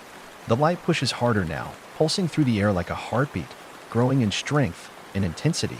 And then the figure dissipates, just like that. It's gone. The light continues to burn brightly around me, filling the space, erasing the darkness that once. The world around me is still, too still.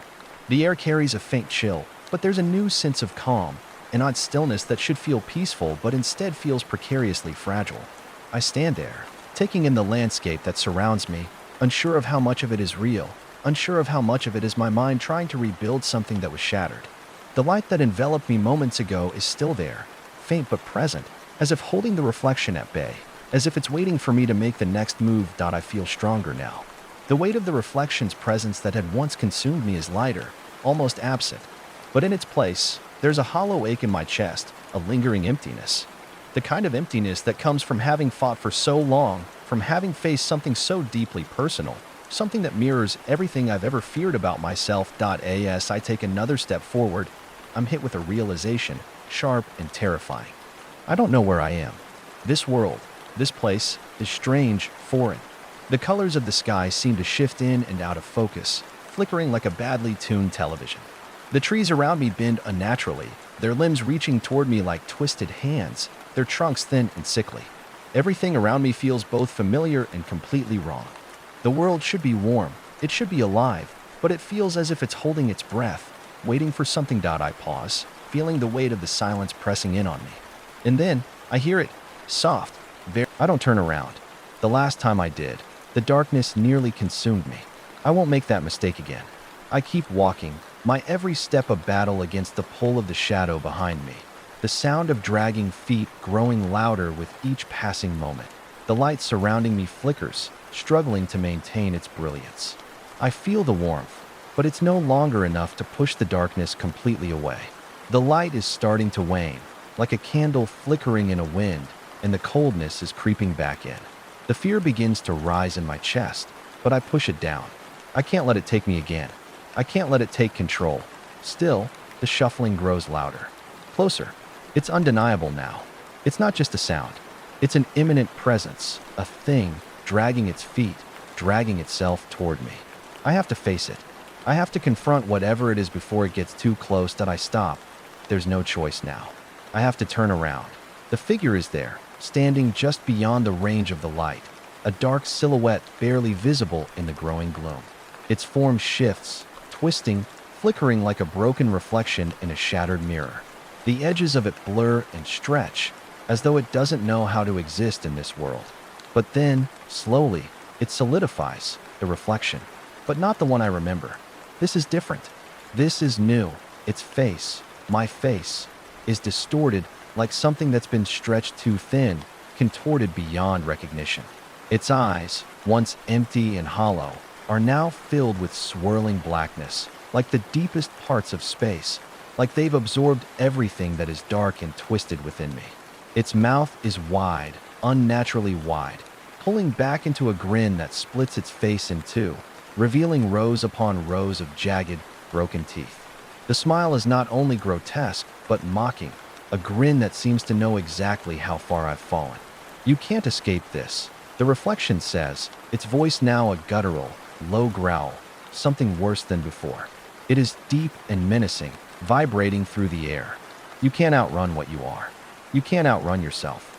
My legs tremble beneath me, my stomach churns, but I force myself to remain standing.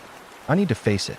I need to confront whatever twisted version of myself this thing represents. You're weak. It continues, its voice dripping with venom. You were always weak. You never really left. You were just hiding, pretending you could be something different. But I am you. I'm everything you've ever been afraid of. Everything you've ever tried to bury. Its words hit me like daggers, sharp and painful. It's true, in a way. I've spent so much time running, trying to escape, trying to bury my fears, my flaws, my deepest insecurities. But this is different. This is me staring into the abyss of my own soul, confronting the parts of myself I've spent my whole life pretending didn't exist. And I can't run anymore. I step forward, my heart pounding in my chest, my breath ragged in the back of my throat. Every ounce of strength I have left goes into pushing the fear aside. I won't let it consume me again. Not now. Not after everything I've fought through. I'm not you. I say, my voice steady, though I can feel the tremor of fear beneath it. I'm not the person you want me to be. I'm not the monster you think I am. The reflection laughs, a cruel, guttural sound that sends a shiver through my body. You think you're not a monster? It sneers, its grin widening, the sharp teeth gleaming. You think you can hide behind lies? You are a monster. You always were. And now, I'll make sure you see it. You'll never escape me. Not this time. The air grows colder, the light flickering violently, and I feel the oppressive weight of its presence crushing down on me again. The shadows shift around me, like hands reaching for my throat, pulling at my limbs, dragging me back into the darkness. But know that I refuse to be pulled back. The ground beneath my feet shakes, and the light around me pulses, a flare of energy, and I push forward again, breaking through the darkness. I reach deep within myself, feeling for that flicker of light, that last bit of strength that has kept me going through all of this. It's still there, still burning faintly, like the embers of a dying fire, but it's enough that I'm done running. I'm done hiding. I am not you. I say again, my voice louder, more forceful now. I don't belong to you anymore. The reflection falters, its form flickering and distorting as though my words are tearing at its foundation. I can feel it, the power of my defiance, my refusal to submit. The grip it has on me begins to weaken, slowly at first, and then faster, like the air is being sucked out of the room, the pressure lifting. You're nothing. It growls, its voice distorted, its form writhing in fury. You can't outrun me. You will always be mine. You will always be my reflection. But its voice trembles now, cracks forming where there was once certainty. It's losing its strength. It's losing its hold on me. I take another step forward, each movement feeling more like a victory than the last. And I feel it, the last remnants of the reflection's power crumbling away, disintegrating like ash in the wind. I am me, I say, my voice ringing with fine. I don't turn around. The last time I did, the darkness nearly consumed me. I won't make that mistake again. I keep walking, my every step a battle against the pull of the shadow behind me. The sound of dragging feet growing louder with each passing moment. The light surrounding me flickers, struggling to maintain its brilliance. I feel the warmth, but it's no longer enough to push the darkness completely away. The light is starting to wane, like a candle flickering in a wind, and the coldness is creeping back in. The fear begins to rise in my chest, but I push it down. I can't let it take me again. I can't let it take control. Still, the shuffling grows louder. Closer. It's undeniable now. It's not just a sound. It's an imminent presence, a thing, dragging its feet, dragging itself toward me. I have to face it. I have to confront whatever it is before it gets too close that I stop. There's no choice now. I have to turn around. The figure is there, standing just beyond the range of the light, a dark silhouette barely visible in the growing gloom. The wind starts to pick up again, rustling the now vibrant leaves of the trees around me. The air feels fresher, the oppressive weight of the reflection's influence lifting as though it were a cloud finally blown away. The darkness has retreated, but I can't shake the feeling that it's still out there, watching, waiting. I glance around, trying to make sense of the world around me. The place I'm in now looks almost peaceful, like it's been frozen in a moment of calm, suspended in time. The sky, which had once been unnaturally distorted, is now clear and bright, the kind of blue that seems almost too perfect to be real. The sun is high in the sky, casting long, peaceful shadows on the ground. But despite the beauty of it all, there's something unsettling about it. The stillness feels wrong, like something is just beneath the surface, barely hidden from view. I start walking again, my steps slower this time, more deliberate. The last thing I need is to fall into another trap. This place is a facade. I know it now. No place could feel so perfect without hiding something darker. I don't know how long I've been wandering in this place, how long it's been since I first encountered the reflection, but I know I can't linger here. I can't let the illusion of safety distract me. The trees around me shift as I walk, the path narrowing, twisting, becoming more labyrinthine. The once clear path is now winding, the branches of the trees hanging low, creating dark, tangled shadows that claw at my skin. I can feel something, deep down, pulling me forward, urging me to move faster, but I don't know where it's leading me or why. It's like I'm being drawn into a web, but the more I fight, the tighter the strands seem to pull around me, and then, without warning, The ground beneath my feet begins to tremble again. It's subtle at first, just a slight vibration, a ripple that I almost miss. But it grows. The tremors become more pronounced, the earth shaking beneath me as though something deep below the surface is awakening. I freeze, my heart racing in my chest, dread curling in my stomach. It's not over, I whisper to myself, the words tasting bitter on my tongue. It's never over. I glance around, but the world around me is changed again. The sky darkens, clouds rolling in thick and heavy, blotting out the sunlight. The once peaceful atmosphere is now thick with tension, the air heavy with the promise of something terrible on the horizon. The wind picks up, its cold bite cutting through the thin fabric of my clothes, and I can feel the darkness creeping back, just beyond the veil of this fragile world. Then, I hear it. A low, rumbling growl, rising from the depths of the earth.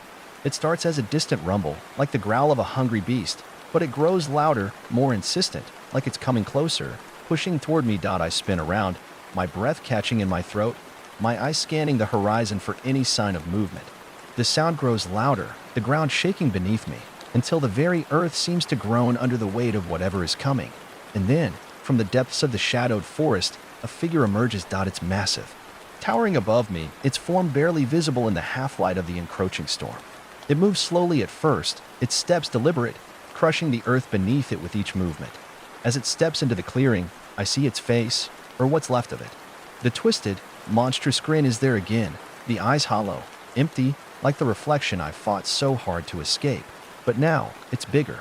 It's more solid, more real. Its form is shifting, writhing as though it's not entirely sure what it wants to be. But one thing is certain, whatever it is wrong. Its body is like a mass of shadows, flickering and distorting. Tendrils of darkness wrapping around its limbs like they have a life of their own. The air crackles as it moves, every step causing the very air around it to distort, like it's warping reality itself. It's an abomination, a thing of nightmares, and it's coming toward me. I stand frozen, every instinct telling me to run, to flee from this monstrosity. But I don't. I can't. The weight of its presence pins me in place, and I realize, with an awful certainty, that this thing is no longer just a reflection. It's something else entirely. Something real. It stops in front of me, towering over me like a mountain of darkness. Its voice comes again, not in words, but in thoughts. A feeling that invades my mind, wrapping around my consciousness, squeezing until I can barely breathe. You cannot escape me. The words are not spoken, not in the way a human speaks. They are an invasion, a crushing presence that forces its way into my thoughts. I can feel the weight of them pushing down on me, like they're seeping into my soul, suffocating me from the inside. I am you. The presence continues, its voice now a low, rumbling growl that seems to vibrate through my bones. I am everything you fear, everything you loathe. You cannot run from me. You cannot hide from what you are. I try to move, to push away from it, but my body refuses to obey. I can't look away from its eyes, those hollow, dark pits that seem to pull me in, like a void. I want to scream, but the air around me is too thick, too heavy, to allow it. You are nothing but a fragment, it hisses. A shadow of what I could have been, but never will be. You are nothing. You always will be. The pressure is too much. I can feel myself crumbling under the weight of its words. It's right. It's always been right. There is no escaping this. There's no escaping me. But then, a small spark of defiance ignites within me. No, I whisper, my voice hoarse, but filled with an undeniable sense of purpose. I am not you. I will never be you. And you will never control me again. The words are weak, barely a whisper, but they are enough. The creature pauses. The world around me seems to hold its breath. The darkness shudders, then retreats, as though my words have caused a crack in its foundation. The creature flickers, its form distorting, struggling to maintain its shape, its monstrous presence weakening. The air grows less dense, less oppressive, and I realize, in that moment, that it's afraid. It's afraid of me. It's afraid because, despite everything, I'm still fighting. Still standing. I take another step forward, and this time, the creature hesitates. It shifts, its body writhing in protest, but it doesn't advance. I keep walking, my steps steady now, filled with the force of a will that refuses to break. It's not over. It's never over. But I'm done being afraid. I won't let this thing, this shadow of myself, control me any longer. With each step, the creature's form flickers, distorts, until it's nothing more than a shadow, a memory, fading away in the wind. And I'm left standing in the silence. The storm around me dissipating as the light breaks through the clouds, the warmth of the sun once again touching my skin. But I know this, the battle isn't over. It never will be. But I am ready. The sun filters down through the trees, casting dappled light across the ground as the world seems to slowly return to a semblance of normalcy. But I know better now. This peace, this fragile calm, isn't real. It's just another illusion, a brief moment of reprieve before the next storm hits. I can feel it, deep in my bones, that it's far from over. The shadow of the creature lingers in my mind, a constant reminder of how close I came to losing everything. And while it might have retreated for now, I know it's not gone. It's never really gone. I take a deep breath, forcing myself to steady my thoughts. I can't let fear consume me. Not now. Not after everything I've faced. But my legs feel heavy, like they're burdened by the weight of all that's happened. The ground beneath my feet feels unstable, as if it's shifting, waiting for me to falter. But I don't. I can't afford to. I continue walking, one step after another, the path ahead of me uncertain. The trees, their branches reaching out like skeletal hands, seem to close in around me. The deeper I move into this place, the darker it feels, as if the world is closing in around me, suffocating me with its oppressive weight. And then, just as I think I can't take another step, I hear it again, the faintest sound, just at the edge of my hearing. A low, guttural growl, distant but unmistakable. I freeze, my heart pounding in my chest. I turn, slowly, scanning the surrounding woods, but I don't see anything. The growl fades for a moment, only to return louder, closer this time. It's coming from behind me. I whirl around, my mind racing, my senses on high alert. My hand instinctively reaches for something, anything, to defend myself, but my fingers close on nothing. There's no weapon, no shield, only me against whatever's out there. The growl grows louder still, until it's almost a scream, a terrifying, primal sound that sends a chill down my spine. And then I see it. It's massive, a hulking form moving swiftly through the trees. Its silhouette barely visible in the darkness that's beginning to creep in again. Its eyes glow with an unnatural, fiery red light, and its teeth, razor-sharp and dripping with some dark, viscous substance, glint in the dimming light. It's a creature, but it's not just any creature. It's something worse. It's a nightmare come to life, a thing born of darkness and fear, and it's hunting me. I stumble backward, my heart racing, every instinct screaming at me to run. But my legs are like lead, my body paralyzed by the sheer terror of what I'm seeing. The creature's growl becomes a roar, and it charges at me, moving with unnatural speed. It's too fast. I can't escape it. But then, without warning, the light flares again. It's not the soft glow from before, but something more intense, more powerful, like a beacon of pure energy rising up from within me. It bursts from my chest, bright and fierce, illuminating the darkened woods, and for a moment, I think I can feel the very air shift around me, pushing back the shadow. The creature falters, its massive body shuddering under the force of the light. Its red eyes flicker, and I can see the fear in them. Fear of the light, fear of me. For the first time, I don't feel powerless. I don't feel like I'm fighting a losing battle. I'm not just surviving this. I can fight back. I lift my hands, the light growing brighter with every second, a pulsing energy that courses through my veins, filling me with a newfound strength.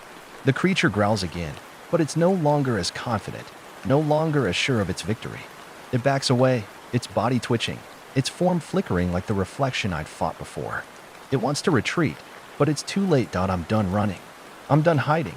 I step forward, the light surrounding me, my every step leaving a trail of brilliance in the air. The creature roars in defiance, but I can hear the crackling fear in its voice now, its power weakening under the intensity of the light. You are nothing, I say, my voice steady and sure, echoing with the weight of everything I've learned, everything I've faced. You are a shadow, a fragment of what I once was, and I will burn you away. With a final, desperate scream, the creature lunges, but it's too slow. The light around me flares, expanding outward, a blinding wave that crashes into the creature, engulfing it in pure energy. It struggles, its form writhing, but it's no use.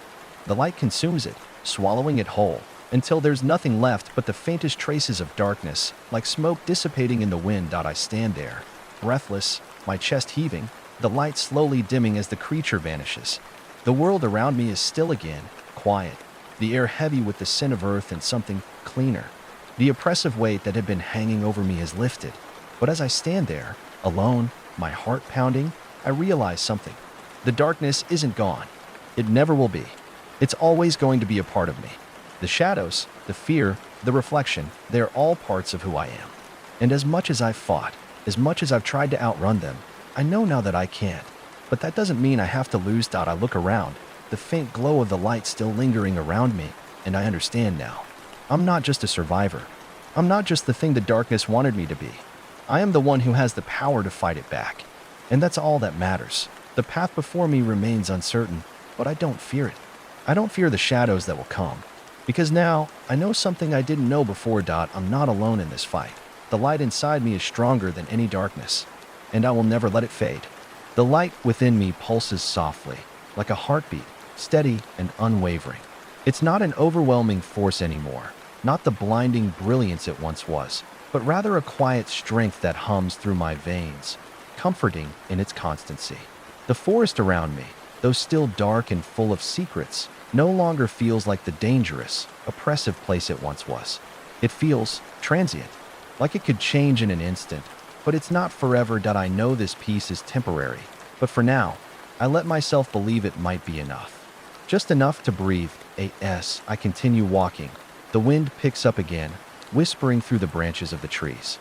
The air is cool against my skin, the scent of damp earth filling my lungs. The unsettling growl of the creature has faded, but I can still feel its presence lingering, like a shadow trying to claw its way back into my mind. I can't let that happen. Not again. Each step feels heavier than the last, but I push forward. I've learned something important. This fight is never going to end. It's an eternal struggle, a constant battle between light and shadow. But it's a fight I can't back away from. Because if I stop, if I let the darkness win, I lose everything. And I won't lose again. Ahead of me, the trees thin out, and a clearing opens up in front of me. The moon is high above, casting pale light across the landscape. But something's different this time. The moonlight is softer, gentler, as if it, too, recognizes the change. The ground is covered in wildflowers, their petals glowing faintly in the dark. It's almost beautiful, almost serene. But even here, I know better. I can still feel the pull, the pressure in the air, that sense that something is waiting just out of sight. The ground beneath my feet begins to tremble again. But this time, it's not the violent shaking of before.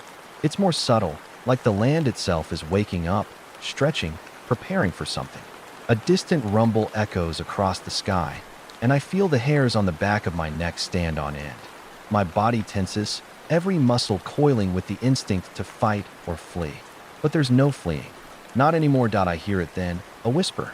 It's soft at first, like the rustling of leaves, but it soon grows louder, clearer. It's a voice, but not a human one. It's hollow, distorted, like something ancient and forgotten is speaking through the air itself. You think you've won? The voice hisses, sharp and mocking. You think you've escaped the shadows, but they're always with you. You can't hide from the dark. It will consume you. All of you. I swallow hard, but I stand my ground. The creature's words are an echo of everything I've feared, everything I've fought against. I've heard them before, in the deepest corners of my mind. But they're not true. I take a deep breath, steadying myself. You're wrong. I say, my voice steady, but it rings out with an undeniable strength. You don't control me anymore. I'm not the one you're after. I am what you fear, and I will burn you away, just like I did before. The voice laughs, low, guttural, and twisted with malice. You think you understand? You think you can banish me with your light? It is nothing compared to the darkness within you. The true darkness. You are the reflection. You are nothing without it. I feel the weight of the words pressing down on me, but I refuse to buckle under their force. The light inside me flares again, a brilliant pulse of energy that cuts through the tension in the air. The shadows in the clearing shift, flicker, as if recoiling from the intensity of the light. I am not a reflection, I say, my voice rising in defiance. I am me, and you're nothing but a shadow. You're nothing compared to what I've become. The laughter fades, replaced by a chilling silence. The shadows around me seem to writhe, twisting, reaching out with dark tendrils as if trying to ensnare me once more. I feel their cold touch on my skin, creeping up my legs, my arms, but I don't flinch. I don't pull away. With a forceful step, I push through the shadows, the light around me pushing back with every movement. I can feel the darkness trying to hold me, pulling me into its embrace, but I refuse to let it claim me. I refuse to be consumed. The growl comes again, louder this time, but it's not from one creature. It's from many, dozens, maybe hundreds of them, their presence swirling around me like a storm. I'm surrounded, trapped in this never-ending nightmare, but I don't stop. I keep moving forward. One step, then another. The shadows claw at me, trying to drag me down, but I fight. I fight with every ounce of strength I have, pushing against them, my light growing brighter, more intense. It flickers like a fire struggling to stay alive in the wind, but it doesn't die. It refuses to die. The creatures howl in frustration as they are forced back, one by one, their forms dissipating into the air like smoke. Their twisted, deformed faces scream at me, their eyes filled with hatred, but it doesn't matter. They can't reach me. They can't touch me anymore. I keep moving, my body straining, my mind focused on the path ahead. There's a destination. I know it now. I don't know what it is, but I can feel it calling to me, pulling me forward. I can't stop. I can't go back. And then, through the chaos of shadows and growls, I see it, a light in the distance. Bright and clear, like the sun breaking through a storm. It's distant, but I know it's there. I know that's where I need to go. With a final burst of strength, I push through the last of the shadows, my light flaring one last time. The darkness recoils, its grip loosening, fading into the nothingness it came from. I can feel it, the final remnants of the creature's influence slipping away, and for the first time in what feels like forever, I feel the weight lift from my chest. The clearing is silent now. The moon shines brightly overhead, the air calm and still. The path ahead of me is clear, but as I step toward the light, I know the journey isn't over. It never will be. The shadows may retreat for now, but they'll always return. But so will I, because this time, I've learned that I am not the reflection, I am the light. The light before me pulses like a distant star, promising something unknown, something I'm meant to reach. But as I take another step forward, I feel the familiar chill crawl up my spine, as if the shadows aren't fully gone, as if the darkness is only waiting for the right moment to strike. I force myself to ignore it. I can't afford to let fear creep back into my mind. Not now. The clearing stretches before me, bathed in moonlight, but I can't shake the feeling that something is off. The stillness around me feels too perfect, too quiet. No animals rustling in the underbrush. No insects buzzing in the air. Just silence. I keep moving, my steps slow, deliberate, my breath shallow in the cold night air.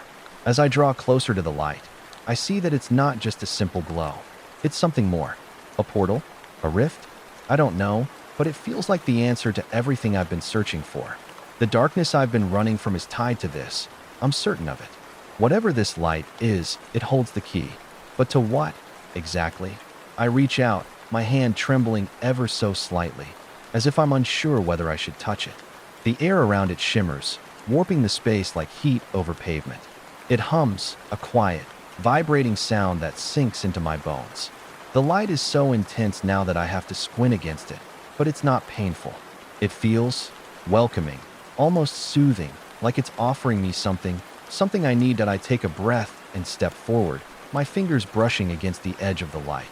The world around me seems to stop. The air stills.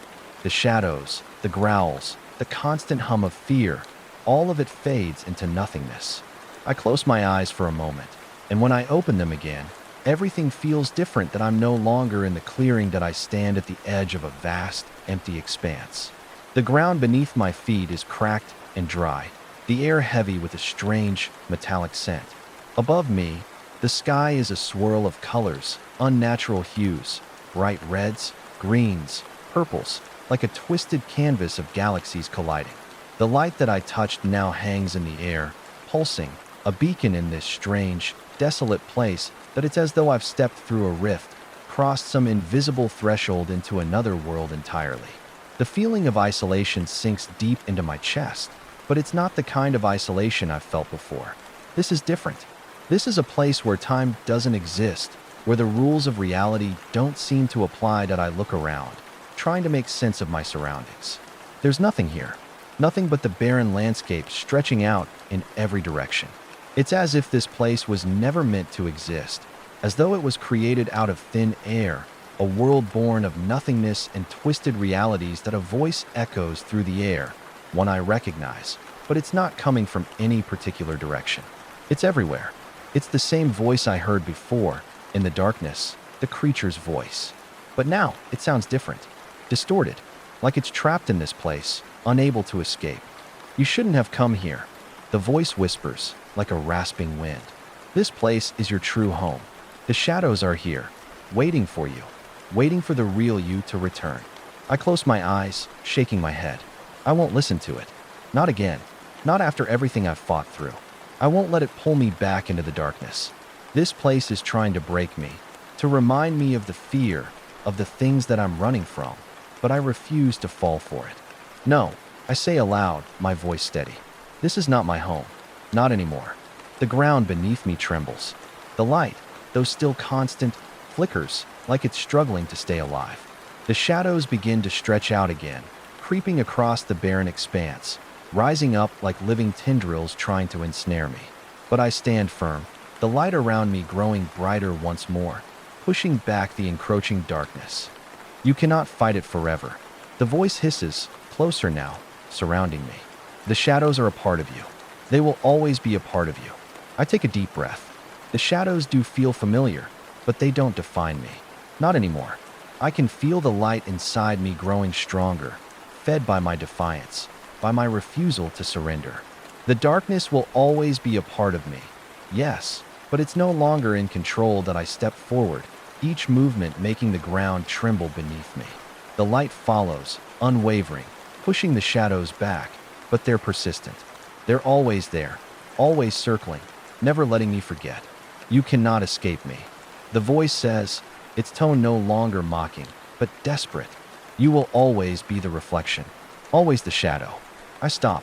For a moment, I allow the voice to seep into my mind, to remind me of everything I've been through, all the darkness that's followed me. And for a moment, I feel it.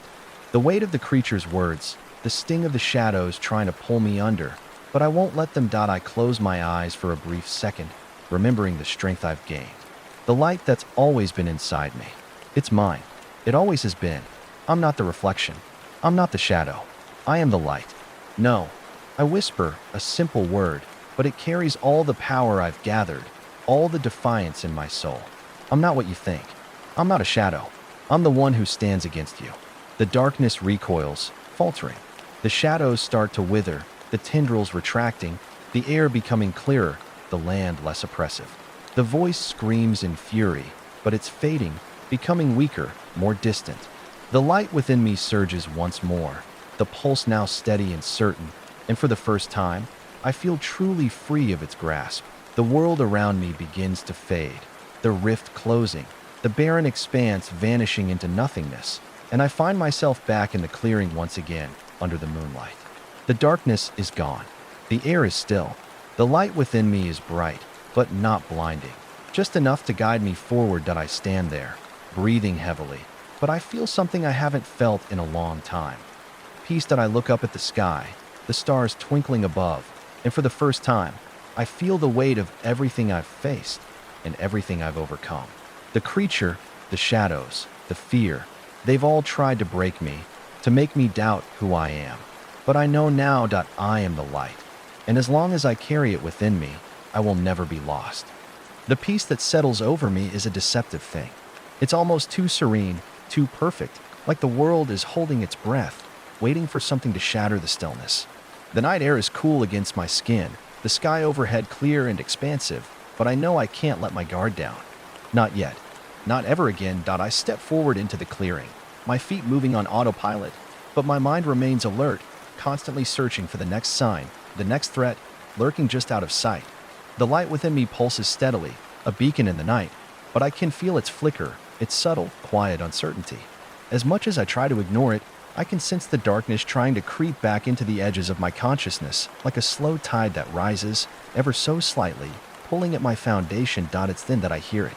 A soft, almost imperceptible whisper at first, carried on the wind. My heartbeat quickens as I strain to listen. You can't escape me, the voice murmurs, far too close.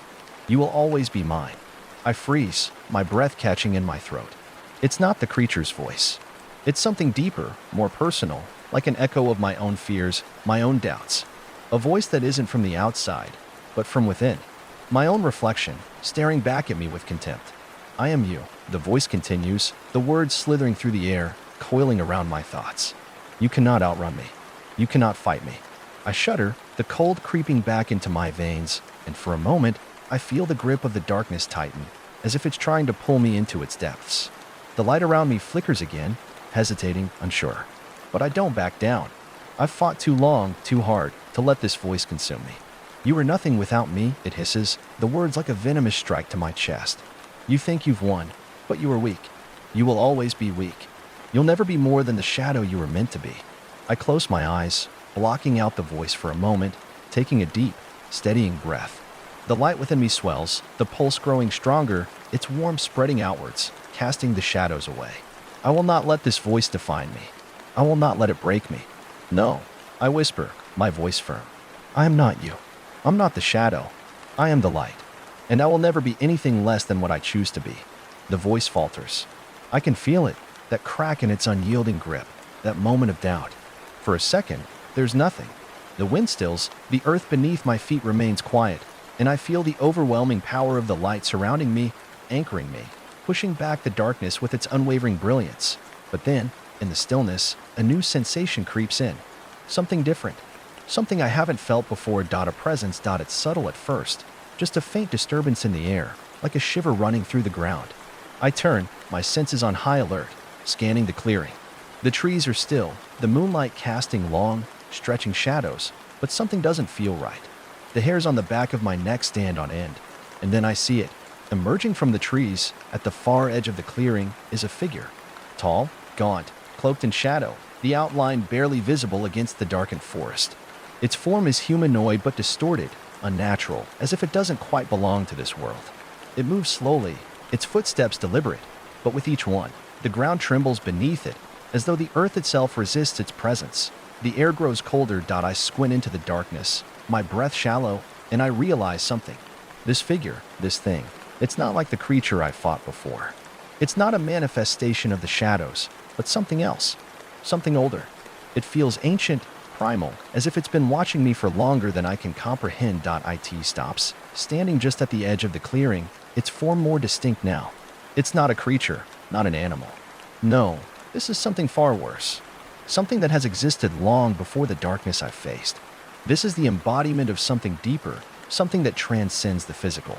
It's fear itself. The voice, no longer a whisper, but now a deep, guttural growl, emanates from the figure. You are not finished, it rumbles, its voice like the scraping of metal on stone. Your journey is far from over, and this is only the beginning. I don't move. I can feel the light. The peace that settles over me is a deceptive thing.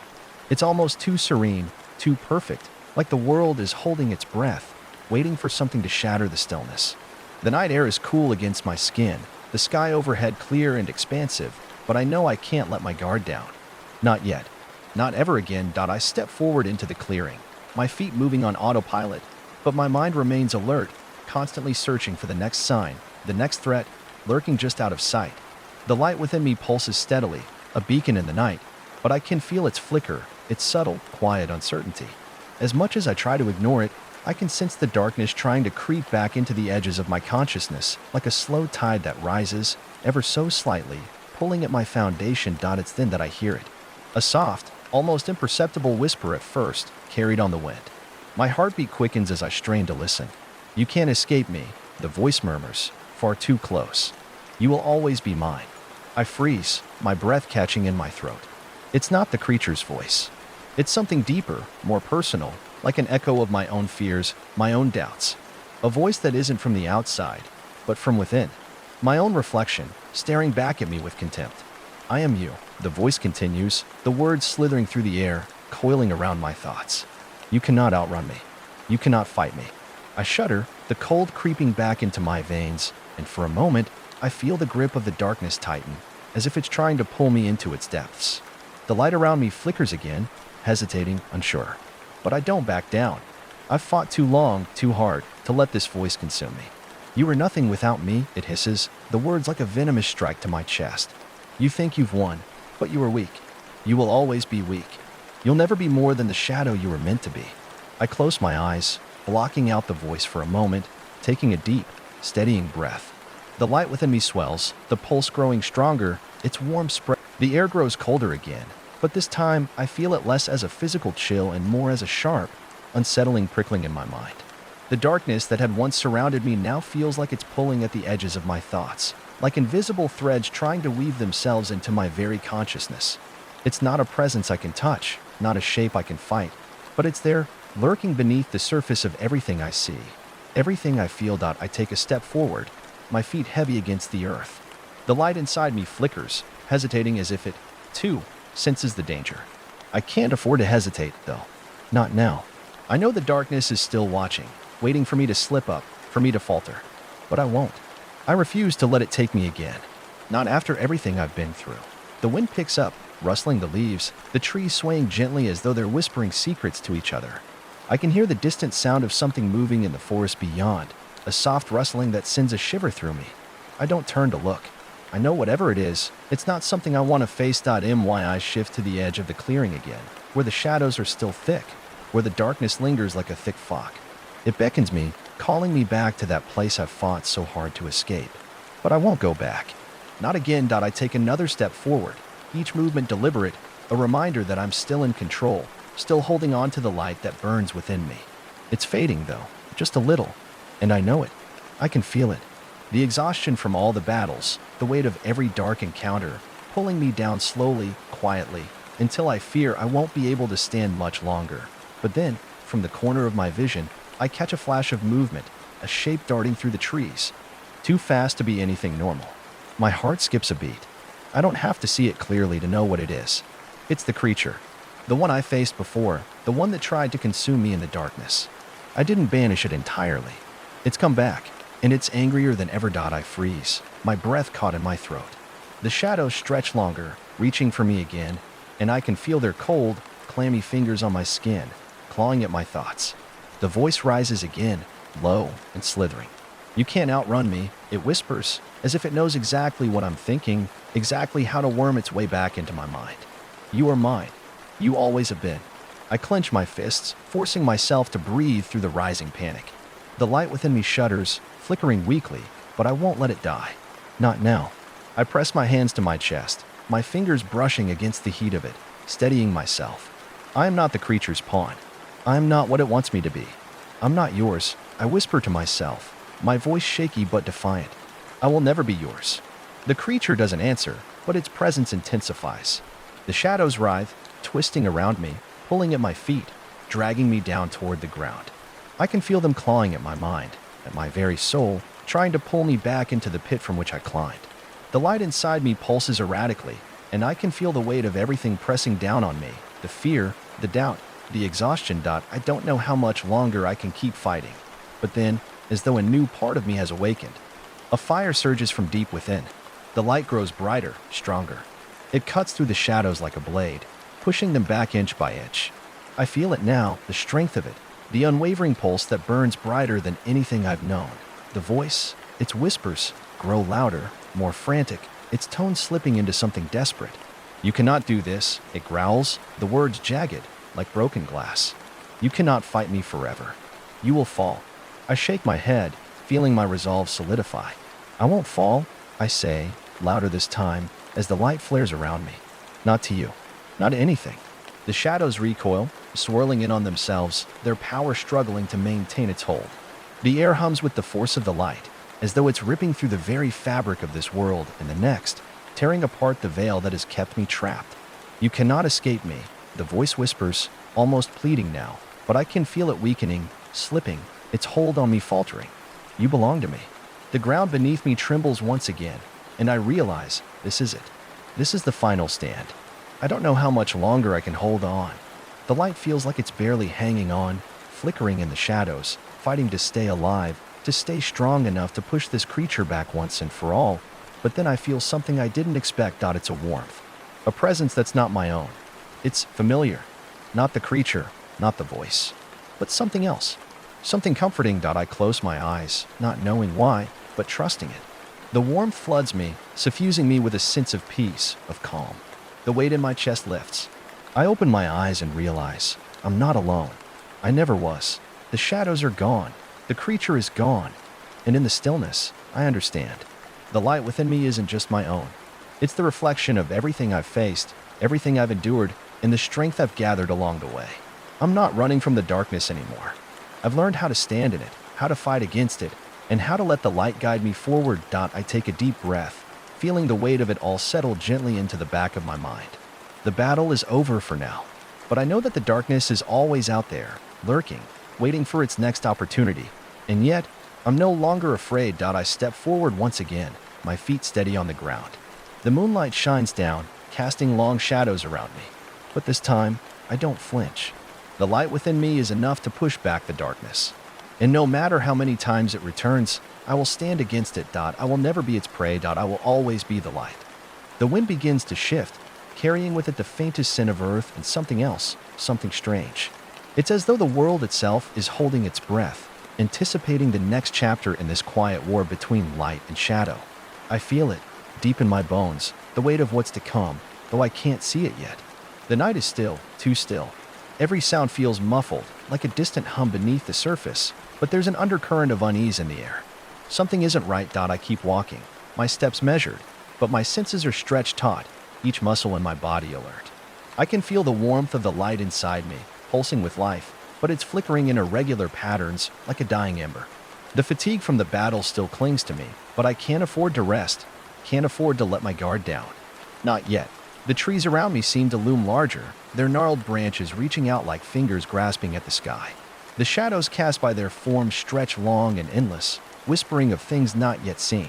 I keep my eyes on the path ahead, but I can feel them, those whispering voices, curling like smoke at the edge of my awareness. They tug at the fringes of my mind, urging me to look back, urging me to remember the darkness I left behind. You can't escape it, the voice from before whispers again, but this time it's different. It's not a shout, not a scream, but a soft murmur, like the wind through the trees. You can't outrun what you are.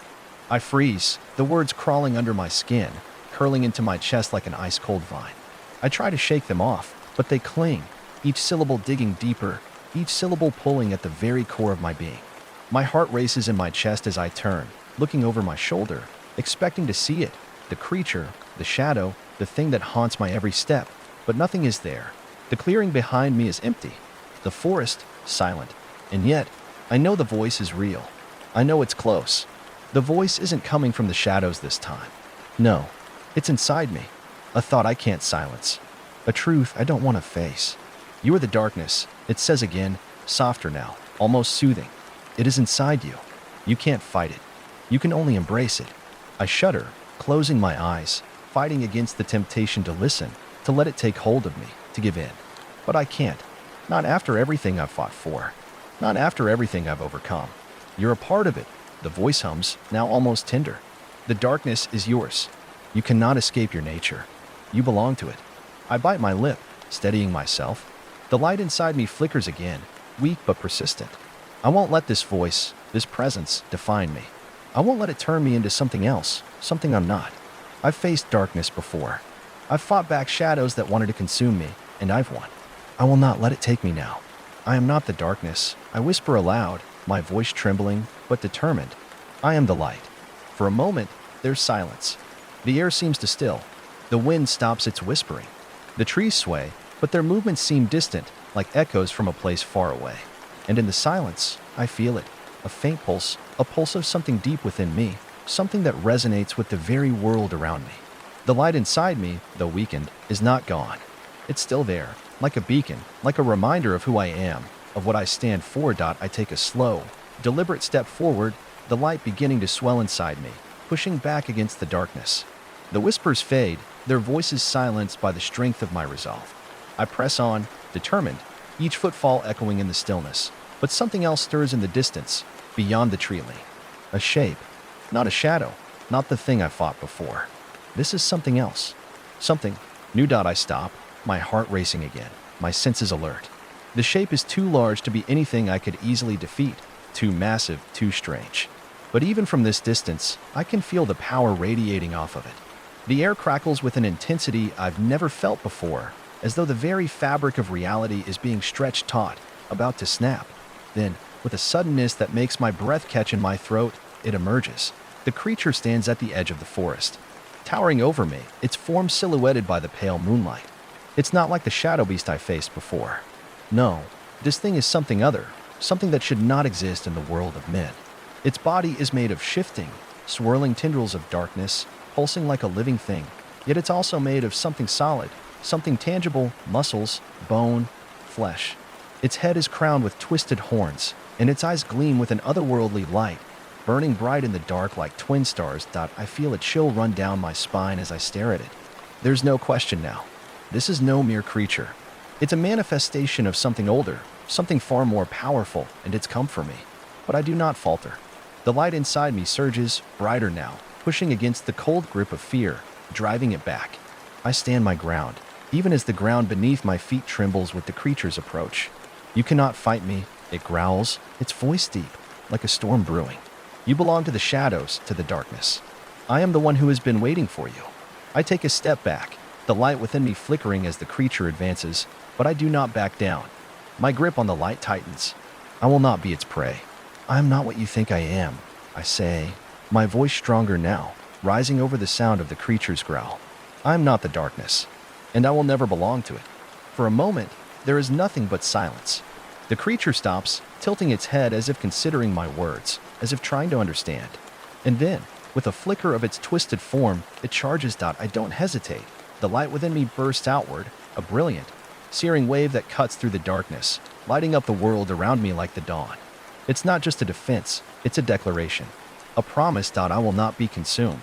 The creature shrieks, its form disintegrating in the wake of the light, unraveling as the power of my light collides with it, tearing it apart, piece by piece. The air is filled with a sound like the tearing of cloth, like the rending of something ancient, something that should never have existed. And then, with one final, deafening roar, it is gone. The silence returns, heavier now, but the weight of it is different. The air is no longer thick with shadows. The trees no longer loom like towering giants. The darkness has been pushed back, and I stand in the clearing, breathing heavily, every muscle in my body shaking from the exertion. I can feel the light within me, still flickering, still burning, but it's not as strong as it was. I know it won't last forever, but for now, for this moment, I've won. And as the last of the creature's form fades into nothingness, I realize something else. I am not just fighting against the darkness. I am fighting for the light, and I will never stop. The silence that settles around me is oppressive, almost suffocating.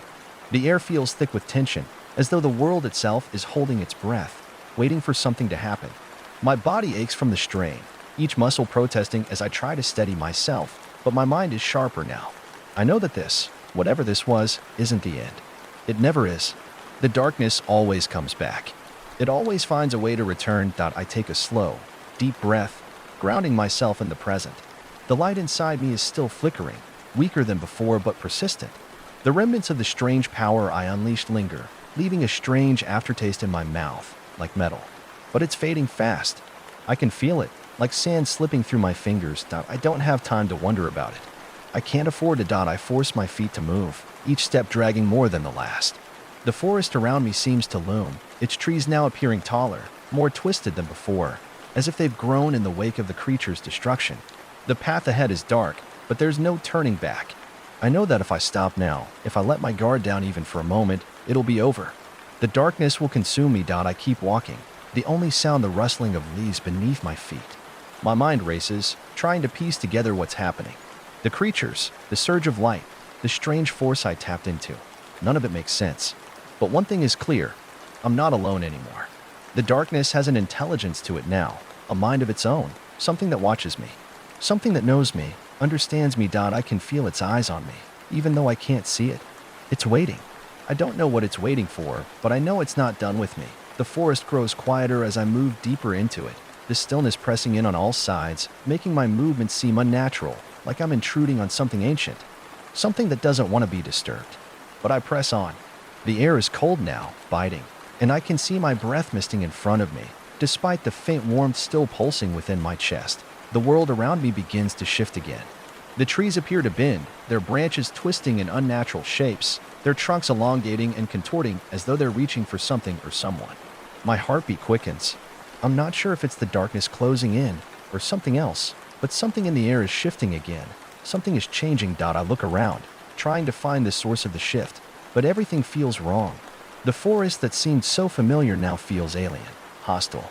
The trees no longer feel like silent witnesses to the passing of time, they feel like observers. Watching, waiting.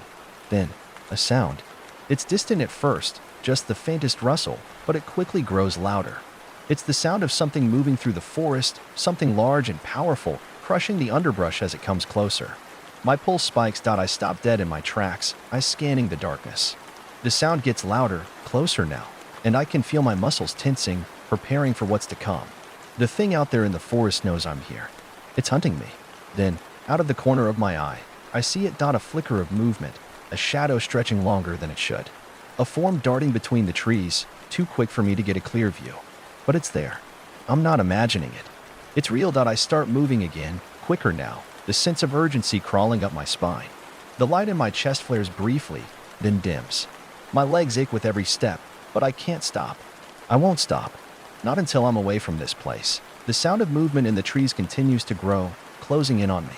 I push myself faster, but my breath is coming in ragged gasps now, my vision swimming from exhaustion.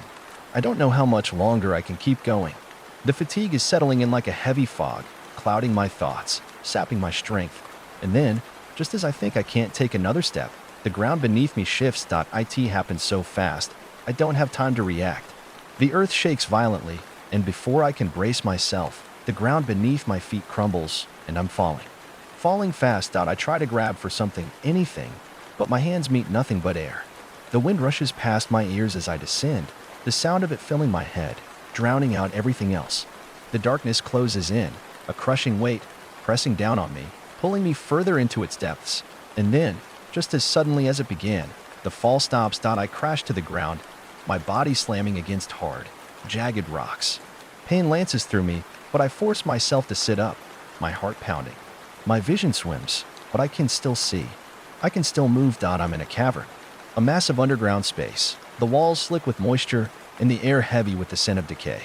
The only light comes from the faint glow that emanates from the cracks in the stone, barely enough to see by. The darkness is suffocating, wrapping itself around me like a vice. I push myself to my feet, my body screaming in protest, but I ignore it. I have no choice. I can't stay here. But then, I hear it, the sound of breathing, deep, slow, and deliberate. It's not just in the air, it's in the ground, vibrating through the stone beneath my feet. It feels like a presence, a heavy weight that presses down on me from all sides. The light within me pulses weakly, flickering as though struggling to survive in this oppressive, suffocating space. But I can't rely on it forever. I need something more. The breathing grows louder, closer. I turn, scanning the darkness, but I can't see anything. Not yet. Then, from the shadows, something moves. A figure steps into the silence that settles around me is oppressive, almost suffocating. The air feels thick with tension, as though the world itself is holding its breath, waiting for something to happen.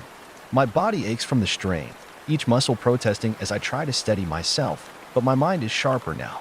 I know that this, whatever this was, isn't the end. It never is. The darkness always comes back. It always finds a way to return. I take a slow, deep breath, grounding myself in the present. The light inside me is still flickering, weaker than before but persistent. The remnants of the strange power I unleashed linger, leaving a strange aftertaste in my mouth, like metal. But it's fading fast. I can feel it, like sand slipping through my fingers. I don't have time to wonder about it. I can't afford to. I force my feet to move, each step dragging more than the last. The forest around me seems to loom, its trees now appearing taller, more twisted than before, as if they've grown in the wake of the creature's destruction. The path ahead is dark, but there's no turning back. I know that if I stop now, if I let my guard down even for a moment, it'll be over. The darkness will consume me. I keep walking, the only sound the rustling of leaves beneath my feet. My mind races, trying to piece together what's happening. The creatures, the surge of light, the strange force I tapped into. None of it makes sense. But one thing is clear, I'm not alone anymore. The darkness has an intelligence to it now, a mind of its own, something that watches me, something that knows me, understands me. The air in the cavern feels thick, almost suffocating. My mind is reeling, trying to process everything that's happening, everything I've just discovered. The darkness, these creatures, the feeling of inevitability that has settled deep in my bones. It's like the very walls are closing in on me, the space shrinking with every breath I take. The figures that surround me are moving now, their limbs twisting unnaturally, almost fluid in their contortions. They glide rather than walk, hovering just above the ground, their heads tilting in grotesque angles, never breaking eye contact. The cavern seems to pulse with their presence, the air thickening with their silent judgment. There's no noise but their steady breathing, their shared, slow exhalations, like a collective, resonant hum that vibrates through my bones. And then, the voice comes again. It's not from any one of them, but from the air itself, a whisper that echoes through my skull, reverberating deep into the recesses of my mind. You thought you could escape, it says, a dry, rasping voice that sounds like it's made from the dust of ages, from voices long gone. You thought you could run from the dark, but the darkness is a part of you, as it is a part of all things. You are bound to it, just as we are.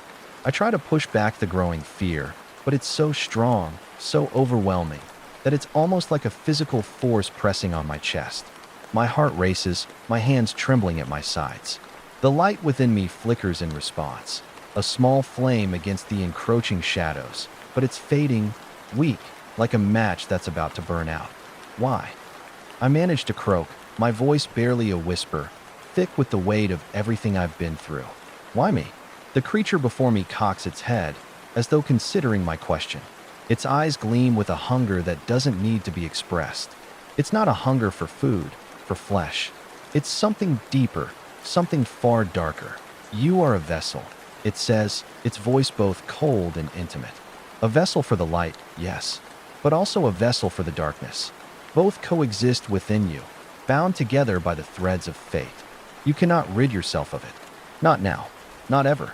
I feel the walls close in, suffocating me. My pulse quickens, but I can't move. My body is frozen, like I'm trapped in a nightmare that I can't wake up from.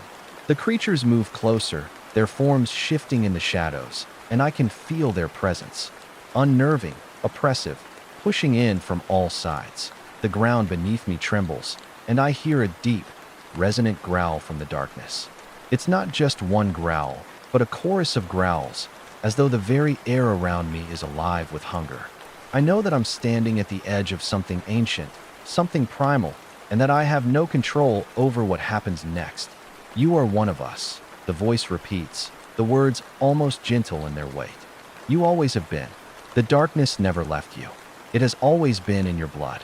I want to scream, to fight back, but something within me, something deep and primal, stirs at their words. There's a sickening truth to it. I have felt it. The call of the darkness, the pull that always lingers just beneath the surface. It was there from the beginning, lurking in the corners of my mind, feeding off my fear, my doubts. It's never truly been gone.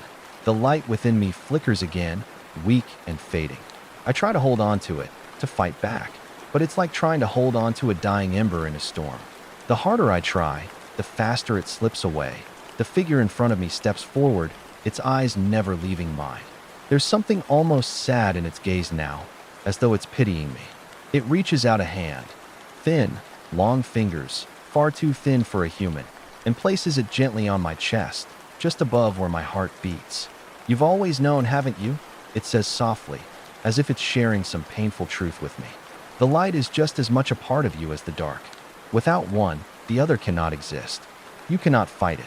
The touch of its fingers burns, a cold fire that chills me to the bone. My breath hitches, but I don't pull away. I can't.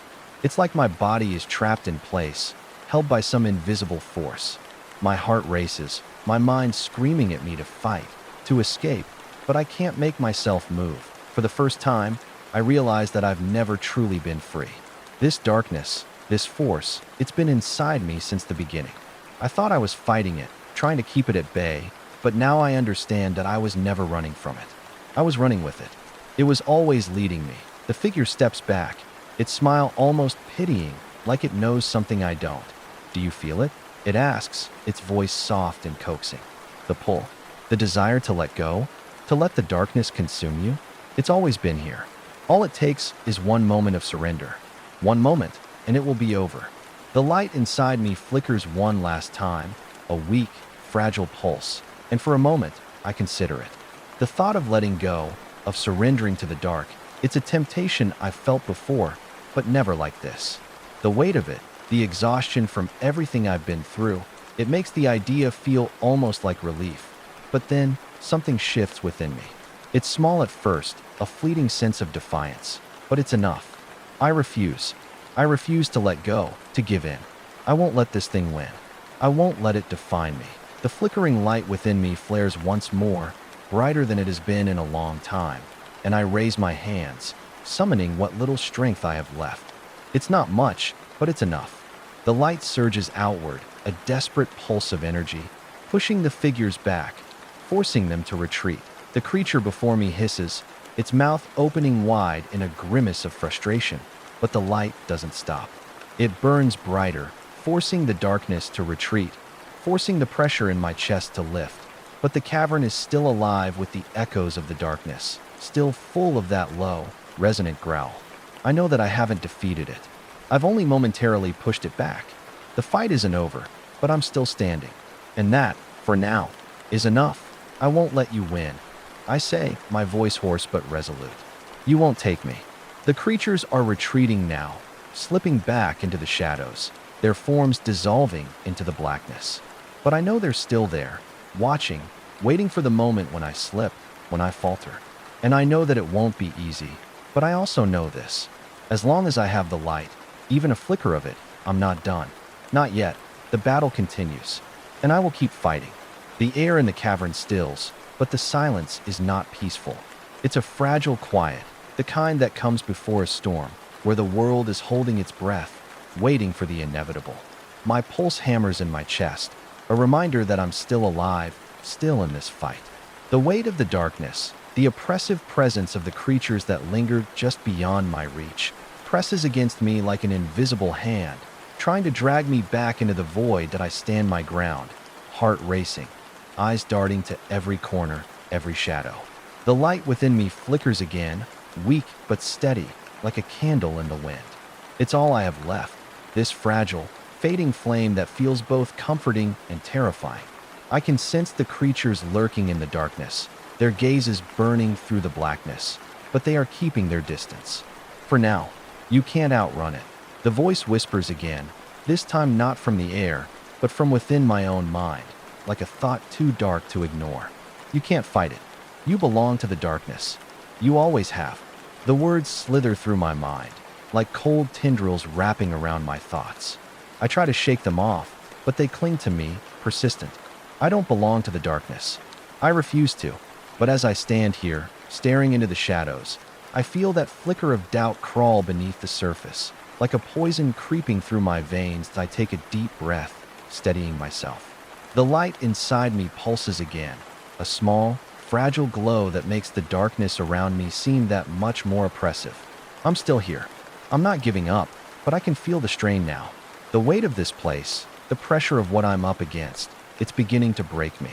Every step I take feels like it's drawing me further into the labyrinth of shadows, deeper into the unknown, and every breath feels like it might be my last. The creatures are still there. I know it. They're waiting, watching. They want me to slip up, to fall into despair that I won't. The cavern around me feels like it's shifting, the walls moving ever so slightly, as if the space itself is alive, growing, changing. It's a slow, creeping change, but it's there, and it's impossible to ignore. The air grows colder, the dampness seeping into my skin, and I can't shake the feeling that something is drawing closer, something far worse than the creatures I've already faced. And I take another step, trying to move forward, but the ground beneath me shifts again. This time, I hear the distinct sound of something cracking, a deep, resonating sound like the breaking of bones.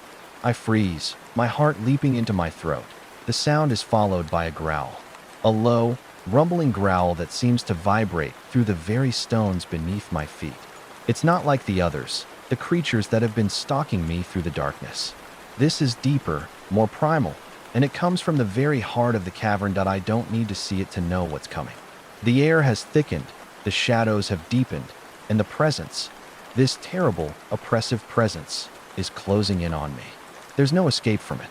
I can feel it, like a weight pressing against my chest, stealing the breath from my lungs. I turn, instinctively, searching for the source of the growl, but the darkness is so thick, so consuming, that I can barely make out anything beyond the faint glow of the light within me.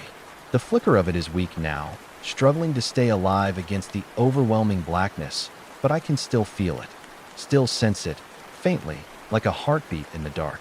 Another growl rumbles from the depths of the cavern, and then, with a sudden, terrifying crack, the ground splits open before me that a massive form rises from the rift, its shape so vast, so unnatural, that it seems to consume the space itself. It's like nothing I've ever seen before, an abomination of darkness, an entity born from the very core of the void. Its body is a mass of shifting shadows, tendrils writhing and coiling around each other, forming a shape that defies comprehension. Eyes, countless, glowing eyes, appear in the folds of its mass, watching me, judging me, seeing right through me. I step back, heart pounding in my chest. The creature's eyes fixate on me, and for a moment, time seems to stretch out, hanging in the air like a fragile thread. I feel the weight of its gaze, its ancient, knowing stare. It knows me. It knows everything about me. I open my mouth to speak, to protest, but the words are stuck in my throat, like I'm choking on the very air around me. The creature doesn't move, at first. It simply stands there, towering over me, as if it's deciding how best to end this. I can feel its hunger, deep and endless, an all-consuming force that gnaws at the edges of my soul. You cannot escape. The voice says again, louder this time, no longer a whisper, but a command. You were always meant to be mine. I shake my head, the words echoing in my mind, but I refuse to give in. I won't let it take me. Not like this. I have fought too long, too hard, to surrender now. With every ounce of strength I have left, I raise my hands, summoning the last of the light within me. It flickers weakly, struggling, but it's all I have. The creature shifts, its many eyes narrowing, and I can feel the weight of its gaze intensify. The air around me crackles with a sudden, violent energy as the creature leans forward, closer, its massive, shadowy tendrils reaching for me, but I don't back down. I can feel the light inside me flicker again, this time brighter, more intense, as though it's drawing on some hidden well of strength I didn't know I had. The light bursts from my hands in a brilliant flash, sending shockwaves through the cavern, forcing the creature back. It roars, a sound so loud and powerful that it shakes the very walls around us. The ground trembles beneath my feet, and for a moment, the darkness seems to retreat, just a little, just enough to give me a moment of reprieve. I take a step forward, my breath coming in ragged gasps, my body on the verge of collapse. But I won't stop. I won't give up. The light within me flares again, brighter than it's ever been, and I channel it forward, sending it crashing toward the creature. The creature shrieks, its many tendrils writhing and twisting in the air as the light hits it, causing the shadows around us to twist and snap. The air grows colder, colder still, and I can feel the weight of the creature's presence press against me. But I push forward, summoning every ounce of strength I have left. The creature falters, its form distorting under the onslaught of light. It hisses, its many eyes narrowing as it recoils, but I don't stop. I can feel the power surging through me now, like a river breaking through a dam, unstoppable and relentless. And then, in a flash of blinding white light, the creature lets out a final, deafening roar. The cavern trembles, and the darkness begins to unravel, its hold on me loosening, slipping away, like sand through my fingers. But I know this is not the end. The darkness may be retreating, but it's not gone. It never truly leaves. It will find a way back. But for now, I am standing in the light, the only thing that matters, and I will keep fighting, no matter what comes next. The light flickers one final time before burning bright, illuminating the cavern in a searing white that cuts through the deepest shadows. For a moment, I am bathed in its purity, and I almost think that I've won, that the battle is over. The oppressive weight of the darkness, the heavy pressure that's pressed against me for what feels like an eternity, seems to lift. The shadows that had once surrounded me, twisting and crawling, now recede into the far corners of the cavern, their influence waning as the light pushes back the void. But I know better. I've felt this before. I know the dance of light and dark, how it shifts, how it ebbs and flows. The creature before me is still there, no longer towering in its monstrous form, but I can sense it, deep within the marrow of my bones, that it has not been defeated. It has simply retreated, licked its wounds, and waits for the moment to strike again. The ground beneath my feet shakes, and I stagger slightly, trying to regain my balance. I can hear something faint, like the scraping of stone against stone, followed by a low, rumbling growl that resonates through the walls. This sound feels like a warning, like the growl of some ancient beast stirring in the depths of the earth. And then, just as I think I can breathe again, the cavern shifts, no longer just a small, confined space, but a vast, endless chasm opening before me, yawning wide. A dark pit that stretches on for what seems like forever. The walls dissolve into the blackness, and I can hear the faintest echo of whispers, voices murmuring in languages I can't understand, coming from the very depths of the abyss. The creature's form begins to reemerge, not as the towering shadow I had seen before, but as a far more subtle presence. Its tendrils pulse with a soft, eerie glow, slithering in and out of the blackness like serpents weaving through the air. Its eyes, those countless, glowing orbs, stare at me, now far less intimidating, more like they're studying me, waiting for something, perhaps a mistake. A misstep. I grip the light within me tighter, forcing it to flare, forcing it to shine. The warmth of it, the flickering fire inside me, is all that's keeping me grounded, but the strength of it is waning. I'm not sure how much longer I can keep this up. My body is bruised, battered from the strain, and every breath feels like a struggle. The creature before me senses this. I know it. It's feeding off my fear, my exhaustion. You are tired, it speaks, not with its voice, but with the thoughts in my head, the deep, resonant hum that reverberates in my skull. You cannot hold on to this light forever. Even the brightest flames burn out. I want to scream, to shout back at it that I won't give up. But the words don't come. They die in my throat, choked by the weight of the creature's words, by the overwhelming pressure of its presence. I feel the flicker of my light, my last, fragile hope, begin to fade, like the last breath of a dying star. The ground shifts beneath me again, and I can feel it now, deep in my gut. The darkness isn't just surrounding me. It's sinking into me, creeping through my skin, into my very soul. The tendrils coil tighter, reaching for me, wrapping around my legs, my arms, pulling me into their grasp. I try to pull away, but it's like fighting against the ocean, impossible. The darkness is pulling me deeper, suffocating me, smothering the light within me, and I can feel my body trembling, my mind beginning to fracture under the weight of it all. You belong to the dark. The voice grows louder, more insistent. It has always been a part of you. You cannot fight what is inside of you. You cannot escape it. I close my eyes, squeezing them shut, trying to block out the voice, trying to hold onto the last shred of defiance within me. I know it's true, what it's saying. The darkness has always been there, lurking beneath the surface of everything, feeding on my doubt, my fears, my very nature. It has shaped me, molded me, and now it's ready to claim me. But I won't let it. Not yet. With what little strength I have left, I force my eyes open, staring at the darkness that is consuming me. I can feel its tendrils tightening around me, its weight pressing down on my chest, threatening to crush me. I can't move. I can't breathe. The light is so faint now, flickering, but I can feel it. I can feel the ember of resistance still burning deep within me, no matter how small. And I cling to it. You are the darkness, the voice mocks, swirling around me, wrapping itself around my thoughts. It will swallow you whole as it swallows all things. There is no escaping it. I tremble, but I force myself to speak. My voice barely a whisper, weak but steady. I won't let you take me. For a moment, the darkness stops. It hesitates as though it's studying me, considering my words. Then, the tendrils withdraw slightly, the weight on my chest lifting, but not by much. The creature seems almost amused. You think you can resist it? It asks, its voice echoing through the cavern. You think you can stand against the inevitable? You have always known that you would be mine. I feel my heart pounding in my chest, the fear clawing at the edges of my mind, but I push it down. I will not let it consume me. I will not let it win. I feel the light inside me flicker again, faint but persistent. I can feel it. It's still there. And that's all I need. I don't need to defeat it. I don't need to win. I just need to hold on, to keep fighting, to keep the light burning even if it's just a flicker. The creature seems to sense it. Its tendrils tighten again, but this time, they're not pulling me into the abyss. They're testing, probing, like they're searching for weakness. The light flickers stronger in response, pushing back the darkness, inch by inch. I can feel the struggle in my chest, the deep, primal force of it, the darkness against the light against the dark. And in that moment, I realized something. The darkness isn't just something out there, something to fight. It's within me, yes, but so is the light. It's not about eradicating the darkness, it's about balance. It's about acceptance.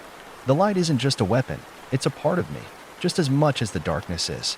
And as long as I can keep that balance, keep that light flickering, no matter how small, I can hold my ground. I take a breath, steadying myself. The struggle is far from over, but I will keep fighting. I will keep resisting. As long as I have that flicker of light, I am not lost. Not yet. The tension in the cavern thickens as the darkness presses in again, but I stand taller, my pulse steadying as I hold on to that fragile, burning ember of light. It flickers, a stuttering, uncertain glow, but it is enough.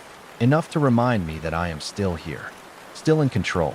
I focus on it, breathing slowly, deliberately, willing it to grow brighter, stronger.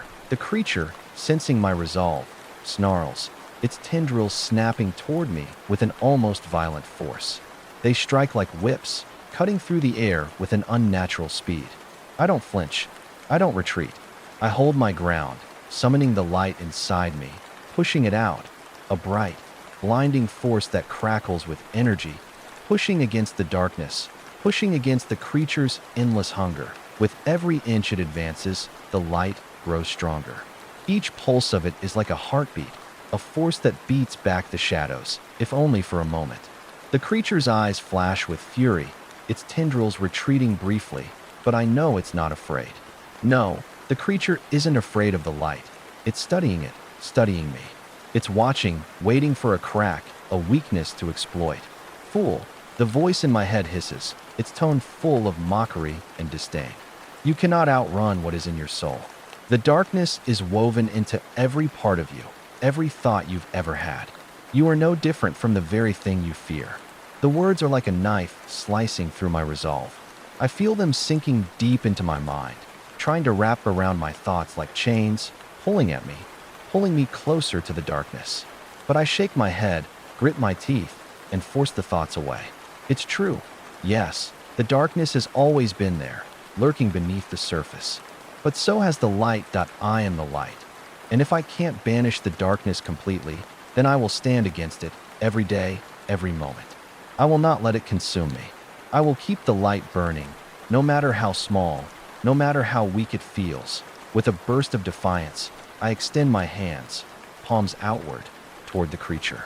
The light within me surges forward, a wave of pure energy that shatters the silence, crackling and humming with power. It blasts through the cavern, pushing the tendrils back, pushing the creature itself back. For a moment, I see it, its true form. Its shadowy, writhing mass quivers, shifting as if it's trying to hold itself together. The tendrils, once coiled tightly around my legs, retreat, slithering back into the blackness. The creature's many eyes narrow, the glow in them dimming as the light presses against it, searing it. I can hear its cries now, sharp, pained screeches, a sound so alien that it makes my skin crawl. That it's retreating, I realize. For the first time, it's retreating, but even in its retreat, I know this isn't over. It's only a momentary victory, a temporary hold. The creature, the darkness, will always find a way back. It doesn't give up. It doesn't rest. But neither will I. The cavern trembles again, this time from the sheer force of the creature's fury. The ground cracks, stones shifting beneath my feet, as if the very world itself is trying to pull me under, to pull me back into the abyss. But I hold my ground, the light still pulsing from my hands, pushing the creature further away, keeping it at bay. For now, I can feel my energy draining, though. The light inside me flickers weaker with every passing second. My vision blurs, and I stumble slightly, trying to stay upright. The strain is too much. The weight of this battle far more than I can bear. You are running out of time. The voice echoes through my mind again, growing louder, more insistent. You cannot keep this up forever. You cannot hold back the darkness. The creature's eyes flash, and the ground shifts beneath me again. I can feel it. Its hunger, its desperation. It's searching for an opening, for a crack in my resolve. It senses my exhaustion, the weakness creeping in, and it will exploit it. The darkness always finds a way, but then, as if in answer to my thoughts, A surge of energy pulses through me, not from within, but from somewhere beyond me. I feel it, a wave of raw, untamed force, the pulse of something old, something ancient. The cavern shakes again, but this time it's not the creature's doing. This time, it's something else, something deeper within the earth, something that has lain dormant for centuries. The ground cracks, and a flash of light streaks through the darkness. It's like the sky splitting open, the light tearing through the blackness, carving a path for me, illuminating everything in its wake. The creature recoils, its form writhing, twisting in agony as the light floods the cavern. It shrieks, a deafening sound, but it cannot fight the light. It cannot resist the force that is now coursing through the very air itself. The cavern is shaking now, violently, as if the world is breaking apart. The creature's form begins to unravel, the tendrils dissolving into the light, the eyes flickering and dimming. I can feel it, its hold on me weakening, fading. It's not gone, not yet, but it's losing its power. The ancient light that has awakened within me is pushing it back, burning it away, inch by inch. But the darkness is not without its tricks. It is a master of deception, of endurance. I can feel it clawing, trying to worm its way back into the cracks, but I won't let it. I refuse to. I raise my hands higher, reaching toward the new light that has filled the cavern, drawing it into myself, letting it merge with the light inside me. The two forces combine, a blinding force that is both familiar and foreign, a force of balance, of harmony. The creature's form trembles, its monstrous shape flickering in and out of existence. But the light is overwhelming now. It cannot hide from it. It cannot fight it. With a final, heart-stopping roar, the creature disintegrates, its form scattering into 1,000 shards of darkness, vanishing into the light, leaving nothing behind but the echoes of its screams. The cavern trembles one last time, the ground quaking beneath my feet as the creature is consumed by the radiant energy. And then, silence. The light that fills the cavern now is gentle, soft, almost serene. The oppressive darkness has receded, though I know it's not gone. It lingers on the edges of my mind, a presence I cannot shake. But for now, for this moment, I am free. I lower my hands, my body trembling with exhaustion. The light inside me flickers one last time before settling into a steady glow, a soft warmth that fills my chest. I am still here, still standing, but as I look around the cavern, as I listen to the silence, I know that this is only one battle in a much larger war. The darkness may be gone for now, but it will always find a way back. And when it does, I will be ready. I stand there, in the aftermath, surrounded by the quiet of a world that feels broken. The cavern, once alive with shadows, now lies in a strange, peaceful stillness, its walls lined with traces of the light that had banished the darkness. But it is fleeting, like the last breath of a storm. The air feels different now, thinner, lighter, almost empty, as though the weight of something oppressive has been lifted but left behind a vacuum. A hollow space that will never quite be filled. I try to take a step forward, but my body betrays me. My legs wobble beneath me, the sheer exhaustion pulling at every fiber of my being. My breath comes in ragged gasps, and for a moment, I almost collapse. My mind is fogged, like I've just awoken from a deep, disorienting dream, but the nightmare still lingers, hanging in the corners of my thoughts. I feel the scars of the struggle still branded into my skin, into my bones. The creature, the darkness, has been defeated for now, but it is not gone. It cannot be. It is a part of me. As I stand there, the remnants of that ancient energy still pulsing within me. I wonder, how long will this calm last? I know what the creature said before it was consumed, the echoing words that resounded through my very soul. It was right in many ways, and yet, it was wrong. The darkness is a part of me, always has been, but it is not all of me. There is light within me too, not just the flickering, fragile light that I used to push it away, but something stronger, something older, something that I feel stirring within me, as though it has been waiting for the right moment to awaken. I don't know where it comes from, this power, this light, but I do know one thing. It is a force that can balance the darkness. And for the first time, I believe that the two can coexist. They must. I am not just one or the other.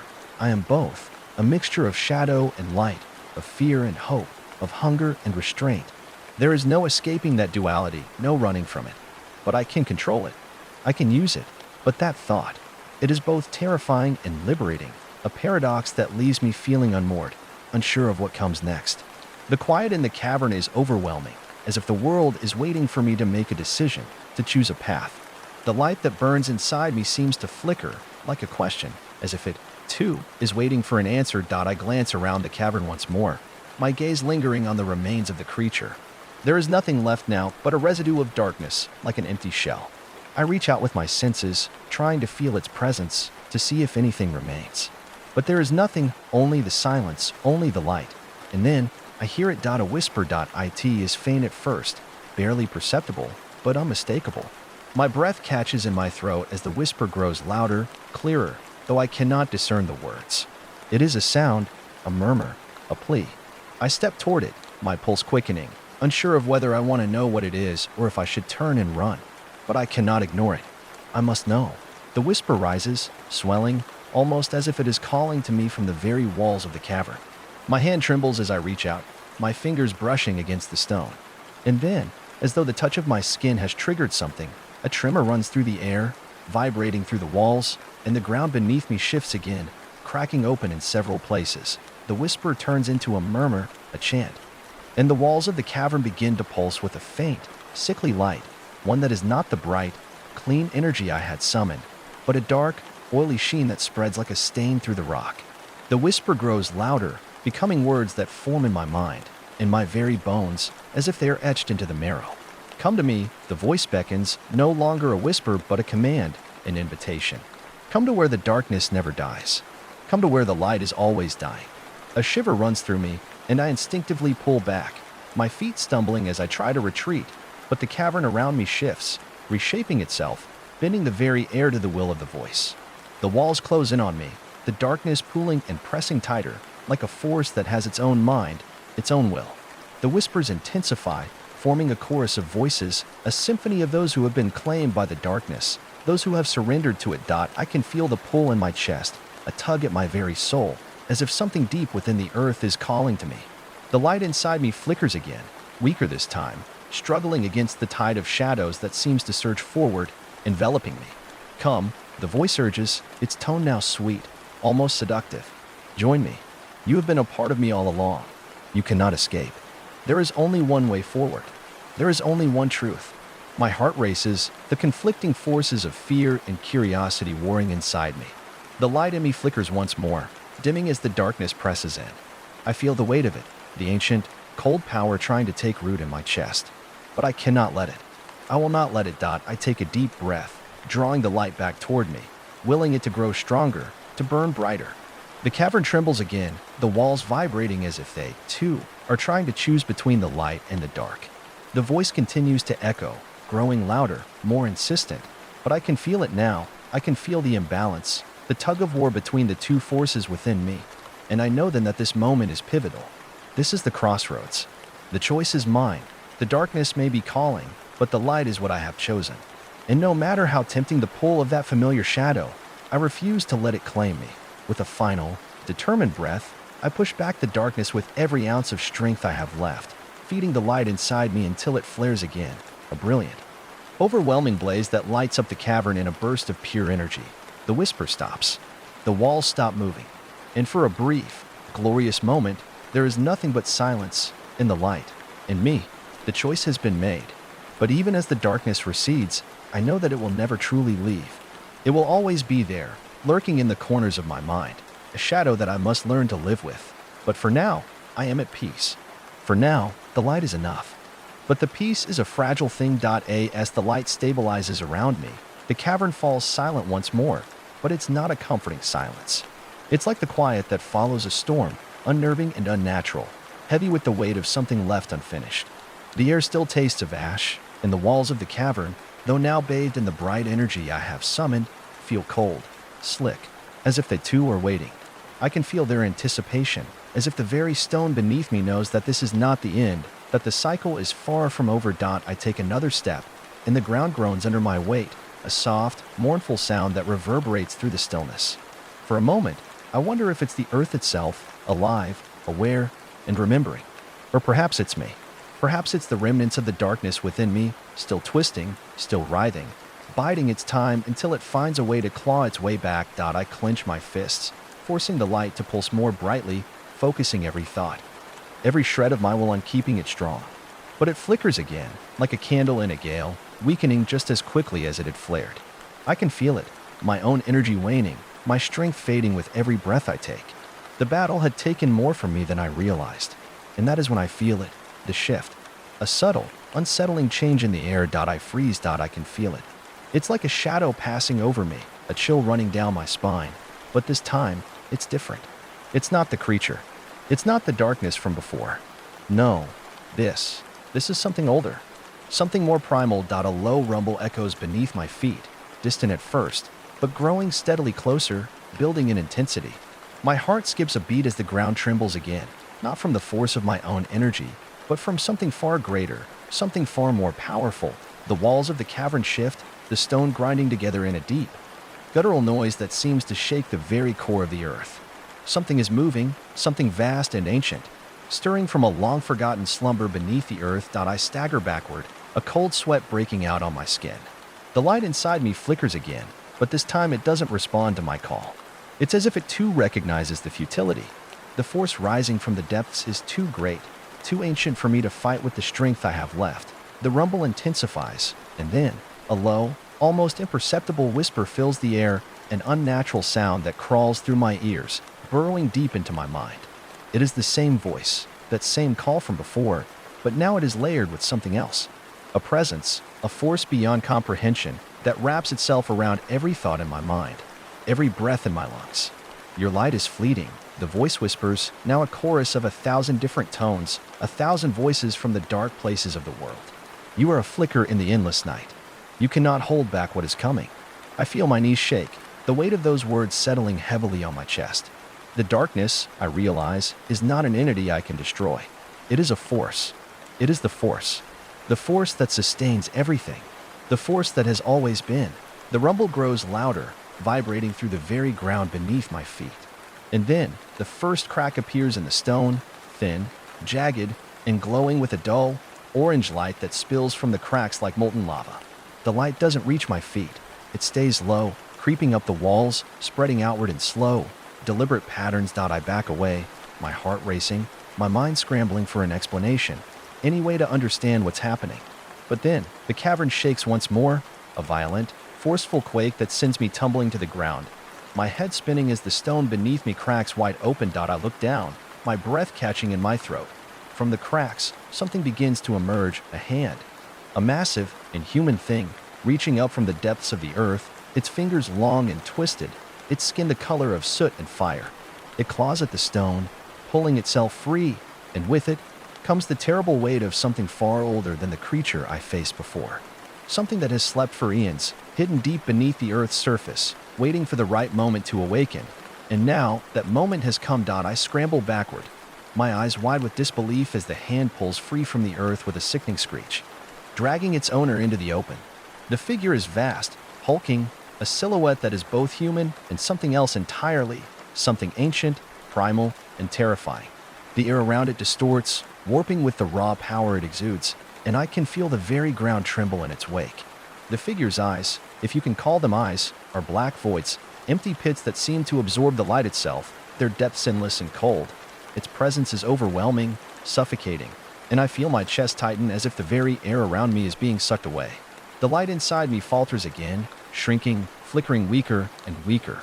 You have awakened me, the voice booms, resonating deep within my bones, as though it is speaking directly to my soul.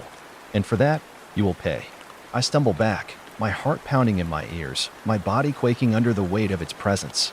The ground splits wide open around me, deep cracks forming as the figure pulls itself from the earth, each movement sending ripples through the cavern, like the waking of an ancient god. And then it speaks again. Its voice a guttural growl that echoes with the weight of centuries. You thought you could destroy the darkness, but I am not the darkness. I am the earth. I am the void. And I will consume everything. I can barely breathe now, the force of its presence suffocating me, and the light that has burned so brightly within me is all but gone, flickering like a dying star. But I refuse to yield. I cannot. I will not. The creature looms over me, and I know in that moment that this battle is not one I can win through light alone. It is not enough. The power I have summoned, the ancient force I've touched, is nothing compared to what is standing before me. But I have something it doesn't. I have the will to fight. The creature towers over me, its presence pressing down like a weight that would shatter bones. It is not just a being of flesh and shadow. It is the embodiment of all things that slumber in the dark corners of the world. The ancient fears, the forgotten gods, the things that have always lurked beneath the surface, waiting to be awoken. I can feel its power, a crushing force that distorts the very air, makes my skin crawl, and my blood turn cold. But in that moment, when its gaze pierces through me, when its words echo in my mind like the thundering roar of an approaching storm, I realize something. I have no more light to burn. The energy that had flickered inside me is spent, leaving me hollow. And yet, I still stand. Not because I have power, but because I still have will. That is what the creature does not understand. It knows everything about darkness and shadow, but it knows nothing about defiance. I take a step forward. The earth groans beneath my feet, but I don't stop. I can't stop. You are nothing, I say, my voice rough but steady, each word a slow burn of defiance in the face of the abyss. You are not the end. You are just another shadow, just another nightmare. And I'm not afraid of you. The creature's laugh is like the sound of thunder splitting the sky, deep and cruel. It steps closer, its enormous footfalls shaking the ground, and the air grows colder, its shadow sprawling like a living thing, wrapping around me. You are defiant, it sneers, its voice a mixture of amusement and contempt. But your defiance will not save you. There is no escape. You belong to the dark, just as I do. We are one. I stand tall, my fist clenched, forcing the last remnants of strength I have into every nerve, every muscle. It's not the light that will save me, not the flickering flame of hope that once burned bright. It's my will. It's the refusal to bend, to break. I refuse, I say through gritted teeth. I will never be yours. The creature hisses, its massive form recoiling slightly as if my words cut deeper than any weapon could. For a moment, I think I've done it. I think that my defiance has done what no weapon or light could, that my very spirit is enough to repel it. But then, its eyes, those black, infinite pits, narrow, and I see the truth in them. It's not fear I've invoked in it. It's recognition. It cocks its head slightly, as if considering me for the first time, as if seeing me not just as a threat, but as something different. You think you understand, don't you? It murmurs, almost tenderly, its voice slipping into something darkly affectionate, yet chilling. But you do not. You are mine. You always have been. Your will, your defiance, all of it is part of me. The ground shakes violently, and I stumble, barely catching myself before I fall. The creature's form seems to grow even larger, the darkness around it thickening, spilling like liquid into the air. The very air is now filled with whispers, low, maddening voices that scrape at the edges of my sanity, murmuring my name, calling me to surrender, to let go, to join it. But I cannot. I won't. I close my eyes, digging deep inside myself, seeking that last piece of resistance, that sliver of light that had once flickered so brightly. It is gone, but its essence still lingers. The will to fight, the will to survive. I will not let the dark claim me again. And then, in the depths of my mind, I find it. The force that has always been within me, even in the darkest of times.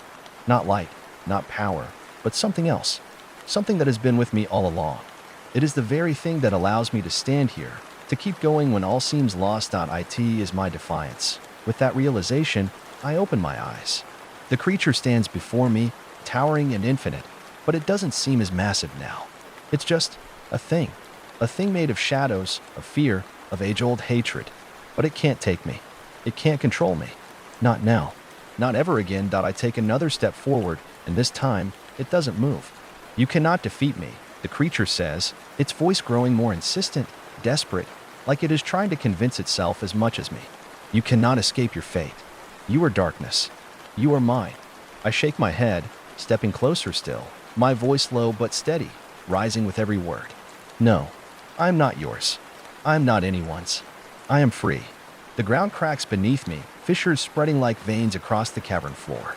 The cavern trembles violently, the air thick with the weight of its power, but it's different now. I feel it. This time, I feel the shift. The creature's strength is faltering, the power it draws from the earth diminishing, wavering, as if it has underestimated me. I reach out, my hand trembling but resolute, and place it against the stone. There is no light left to summon, no bright flare to push the creature back, but I know something more powerful now. The earth beneath my hand hums, responds to my touch, as if it knows what I've discovered. And with that touch, the cavern begins to change. The shadows recoil, the oppressive weight of darkness pulling away, retreating. The creature's form falters, its massive shape twitching, as if something is pulling it apart, unraveling it. It screeches, an inhuman sound, and its eyes, those endless, abyssal voids, fill with panic, realization creeping into them. "You, what have you done?" It gasps, its voice now weak. Trembling. I smile. It's not a victorious smile, it's a quiet, determined thing.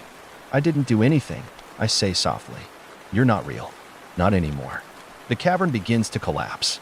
The earth trembles violently as the stone cracks open further, and the shadows that had once swarmed, that had once ruled this place, begin to shatter, their forms splintering like glass. The creature's form cracks, its solid mass unraveling, its power breaking apart under the pressure of its own weakness. And then, with a deafening roar, the creature is gone. The earth still shakes, the cavern still trembles, but the darkness is gone. The voices have fallen silent. The air is thick with the remnants of the battle, but I stand there, breathing heavily, my heart pounding, and I know, against all odds, that I have won. I am no longer bound by the darkness. I am free, but I also know that this victory, too, is fragile. The darkness may have receded, but it is never truly gone.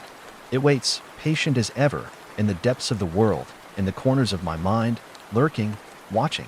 But now I know one thing for certain. I will never stop fighting it, not ever again. The cavern settles into an eerie stillness, the kind that follows a storm, where the air is thick with the tension of something unsaid, something unfinished. I stand alone amidst the wreckage of the battle, the aftermath of the creature's defeat, yet I feel no triumph. The victory tastes bitter, hollow. The ground beneath me still quakes with the last remnants of its power, the echoes of ancient forces stirring in the earth's deep heart. But there is no time to dwell on the emptiness of the moment. I know the darkness is not truly gone. It has only been momentarily pushed back, like a wave receding from the shore before it crashes again with greater force. I can feel its presence in the very air around me, creeping, waiting, patient. I take a deep breath, steadying myself. I've fought it once, survived it once, but the truth settles heavy in my chest. This is not the end. It never was. The silence around me presses in, broken only by the faint drip of water somewhere in the distance, the soft echoes of the cavern's deep breathing. I glance over the remains of the stone where the creature had emerged. The cracks run deep, like the scar of an old wound, but something else lies beneath the surface now, something more unsettling. There's a faint, pulsing glow coming from the fissures, a sickly, unnatural light that seems to beat with its own rhythm, like the heart of some ancient beast, alive and hungry. I step closer, drawn to it despite myself. There's something beckoning from within the cracks, something that wants to be found, wants to be released. I hesitate, knowing deep down that what lies beneath is not meant for me to touch, not meant for anyone to touch. But the pull is undeniable, like the lure of an unspoken promise. I place my hand against the stone again, this time not in defiance, but in quiet curiosity. The glow intensifies, the warmth of it wrapping around my fingers, sinking into my skin. The air seems to thicken, the weight of it pressing against my chest, and I feel the unmistakable sensation of something stirring beneath the surface. And then, with a slow, deliberate crack, the stone splits open. I stumble back, my heart racing in my chest. As the ground quakes again, from the depths of the stone, something rises, something dark, slick, and formless, like smoke given shape, like an ancient thing clawing its way back into the world. Its form is shifting, swirling, constantly changing, as if it cannot decide what it should be. But there's no mistaking the feeling it gives me. It is alive. The glow pulses more rapidly now, a sickly, greenish hue that dances through the cavern like a poison, swirling in the air and soaking into every stone. The creature, if you can call it that, forms itself into something recognizable. Its shape becomes clearer, a mass of writhing limbs and endless eyes that flicker open and closed in a rhythm that feels almost human, almost intelligent. I recoil, taking several steps back, my breath coming faster now, my mind racing. The darkness is not finished. It never was. You thought you had destroyed me, it says, its voice a low, rasping whisper that coils through the air like smoke. But I have always been here. I have always been inside you. The words hit me like a punch to the gut. I stand frozen. The cavern settles into an eerie stillness, the kind that follows a storm, where the air is thick with the tension of something unsaid, something unfinished. I stand alone amidst the wreckage of the battle, the aftermath of the creature's defeat, yet I feel no triumph. The victory tastes bitter, hollow. The ground beneath me still quakes with the last remnants of its power, the echoes of ancient forces stirring in the earth's deep heart. But there is no time to dwell on the emptiness of the moment. I know the darkness is not truly gone. It has only been momentarily pushed back, like a wave receding from the shore before it crashes again with greater force. I can feel its presence in the very air around me, creeping, waiting, patient. I take a deep breath, steadying myself. I've fought it once, survived it once, but the truth settles heavy in my chest. This is not the end. It never was. The silence around me presses in, broken only by the faint drip of water somewhere in the distance, the soft echoes of the cavern's deep breathing. I glance over the remains of the stone where the creature had emerged.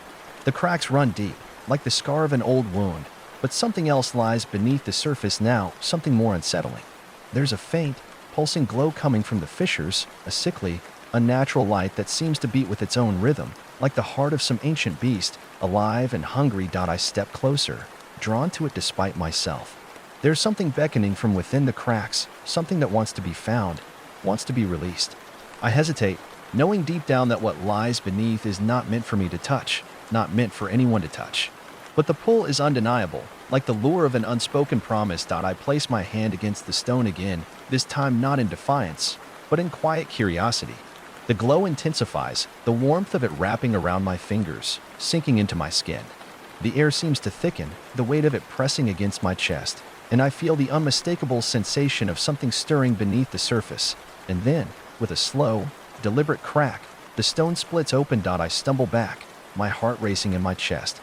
As the ground quakes again, from the depths of the stone, something rises, something dark, slick, and formless, like smoke given shape, like an ancient thing clawing its way back into the world. Its form is shifting, swirling, constantly changing, as if it cannot decide what it should be. But there's no mistaking the feeling it gives me. It is alive. The glow pulses more rapidly now, a sickly, greenish hue that dances through the cavern like a poison, swirling in the air and soaking into every stone. The creature, if you can call it that, forms itself into something recognizable. Its shape becomes clearer, a mass of writhing limbs and endless eyes that flicker open and closed in a rhythm that feels almost human, almost intelligent. I recoil, taking several steps back, my breath coming faster now, my mind racing. The darkness is not finished. It never was. You thought you had destroyed me, it says, its voice a low, rasping whisper that coils through the air like smoke. But I have always been here. I have always been inside you. The words hit me like a punch to the gut. I stand frozen, my legs weak beneath me. This is worse than before. The creature before me is not just a being of darkness. It is not merely something external, something I can battle and defeat. No, it is something far worse. It is a part of me. And in that realization, a chilling thought dawns on me. What if I never truly escaped it? I can feel it now, creeping beneath my skin, slithering through my veins. The darkness was never just something outside. It's inside me. It always has been. It's a part of me, a shadow I can never outrun. The creature's form flickers, and I feel the dark, roiling presence of it inside my chest. My heart stutters, the pulse of something cold and ancient stretching out from the cavern remains quiet, too quiet, as if holding its breath in anticipation of something that has yet to come. The air around me is thick with the lingering traces of the darkness, still heavy, still tainted. But beneath it, I can feel the quiet hum of life returning, like the pulse of the earth slowly finding its rhythm again. I can't quite shake the feeling that the battle isn't over. The creature, whatever it was, may have retreated for now, but it hasn't truly been defeated. It's still there, somewhere, watching, waiting. I push the thought away, refusing to let the fear creep back in. The darkness is part of me now, but it doesn't define me, and I won't let it. Not again. I take a step forward, my shoes scraping against the uneven stone, my mind racing with questions I don't yet have answers to. Where am I? How did I even get here? The cavern stretches endlessly, its vast expanse a maze of shadows and jagged rocks. It feels alive, this place, twisted, ancient, full of secrets long buried beneath layers of time and decay. But for all its enormity, I feel a strange sense of familiarity here. Not the comfort of home, not the kind of familiarity you find in the warmth of a place or a person, but something more primal. Something deeper, like the world itself is speaking to me, whispering things I'm not sure I want to hear. I scan my surroundings, hoping for some sign, some clue that will point me in the right direction.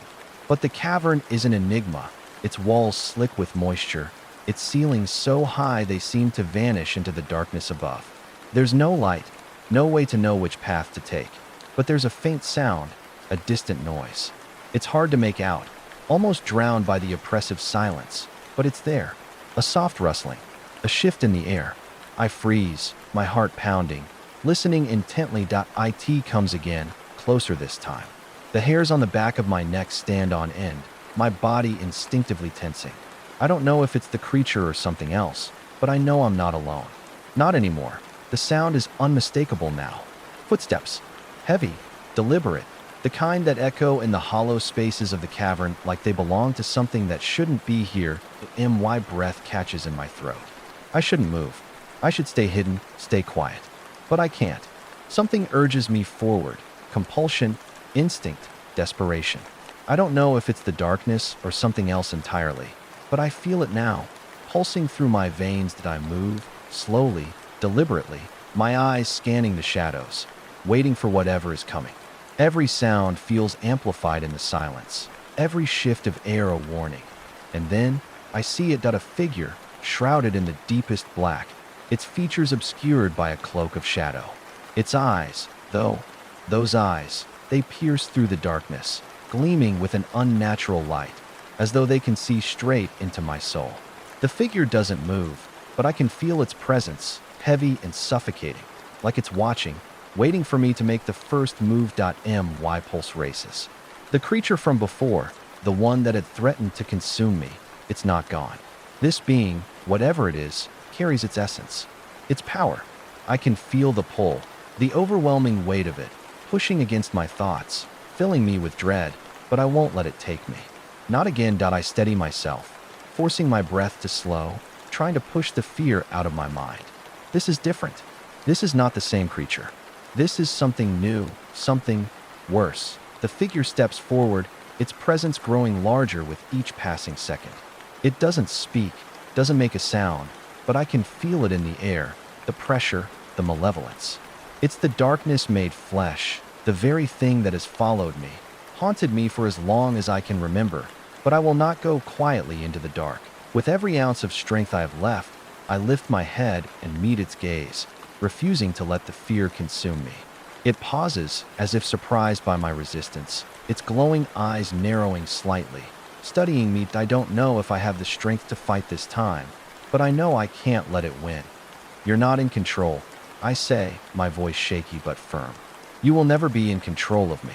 The figure tilts its head, the blackness around it swirling like smoke, as if it's considering my words. But then, with a sudden movement, it takes another step forward, its form blurring as it grows nearer, and a voice, cold and ancient, fills the space between us. You have no idea what you're facing. It whispers, the words like a caress and a threat all at once. I am the beginning and the end. I am everything and nothing. I am the darkness that lies within you. I clench my fists, my body trembling, but I won't back down. Not this time. You're wrong. I say, my voice louder now, the words a declaration, not a plea. I am not afraid of you. I am not yours to control. For a moment, there is silence. The figure stands still, its glowing eyes boring into mine, and I can feel the weight of its presence pressing against me, trying to break me, to make me bend, to make me yield. But I stand firm, my resolve growing stronger with every passing second. And then, it lunges. The world around me seems to collapse in on itself, the shadows swallowing the space between us. I barely have time to react, but instinct kicks in. I leap sideways, narrowly avoiding its grasp, the cold air where it was lingering like ice on my skin. I roll across the ground, my heart pounding, and scramble to my feet. That I don't know what this thing is, but it's fast, too fast. It moves with a fluidity that shouldn't be possible, its shadowy limbs stretching unnaturally, snaking through the air like tendrils of darkness. I dodge again, barely avoiding its strike as it slashes at me with a speed that makes my breath catch in my throat. This is no fight. It's a game where the stakes are my life, my soul, everything I've ever fought for. And I can't lose. I won't. I backpedal, trying to find some sort of foothold in the shifting darkness, but I know this cave like the back of my hand. I know where the walls are jagged, where the floor is unstable. I use that to my advantage, weaving through the space, ducking beneath its strikes, feeling the rush of cold air where its shadowy limbs almost touch me that I know I can't keep this up forever. I'm tired.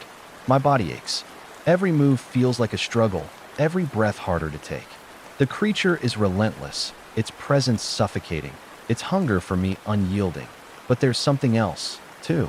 The same thing that got me this far. The will to survive. The defiance that pulses in my chest like the beating of my heart. It has to be enough. It has to be E.as it strikes again. I twist, using the momentum to roll and push myself forward, using everything I have to slam my shoulder into the wall, to push myself into a hard, jagged corner. The creature swipes at me, its form blurring with the speed of its attack, but it's too late. I bring my fist down on the stone, and the cavern shakes. The walls tremble and crack, the ground beneath me shifting once again. But this time, the darkness retreats. The figure recoils, its form flickering, unstable, as the earth begins to rumble. The very foundation of this place is crumbling, the pressure too great for even it to withstand. The creature howls, its voice shrill and panicked, as the shadows that have surrounded it start to break apart, scattering in all directions. The cavern trembles, as if the earth itself is shaking loose the remnants of something old, something that has been buried for far too long. And I, for the first time in what feels like an eternity, take a breath of air that is not thick with darkness.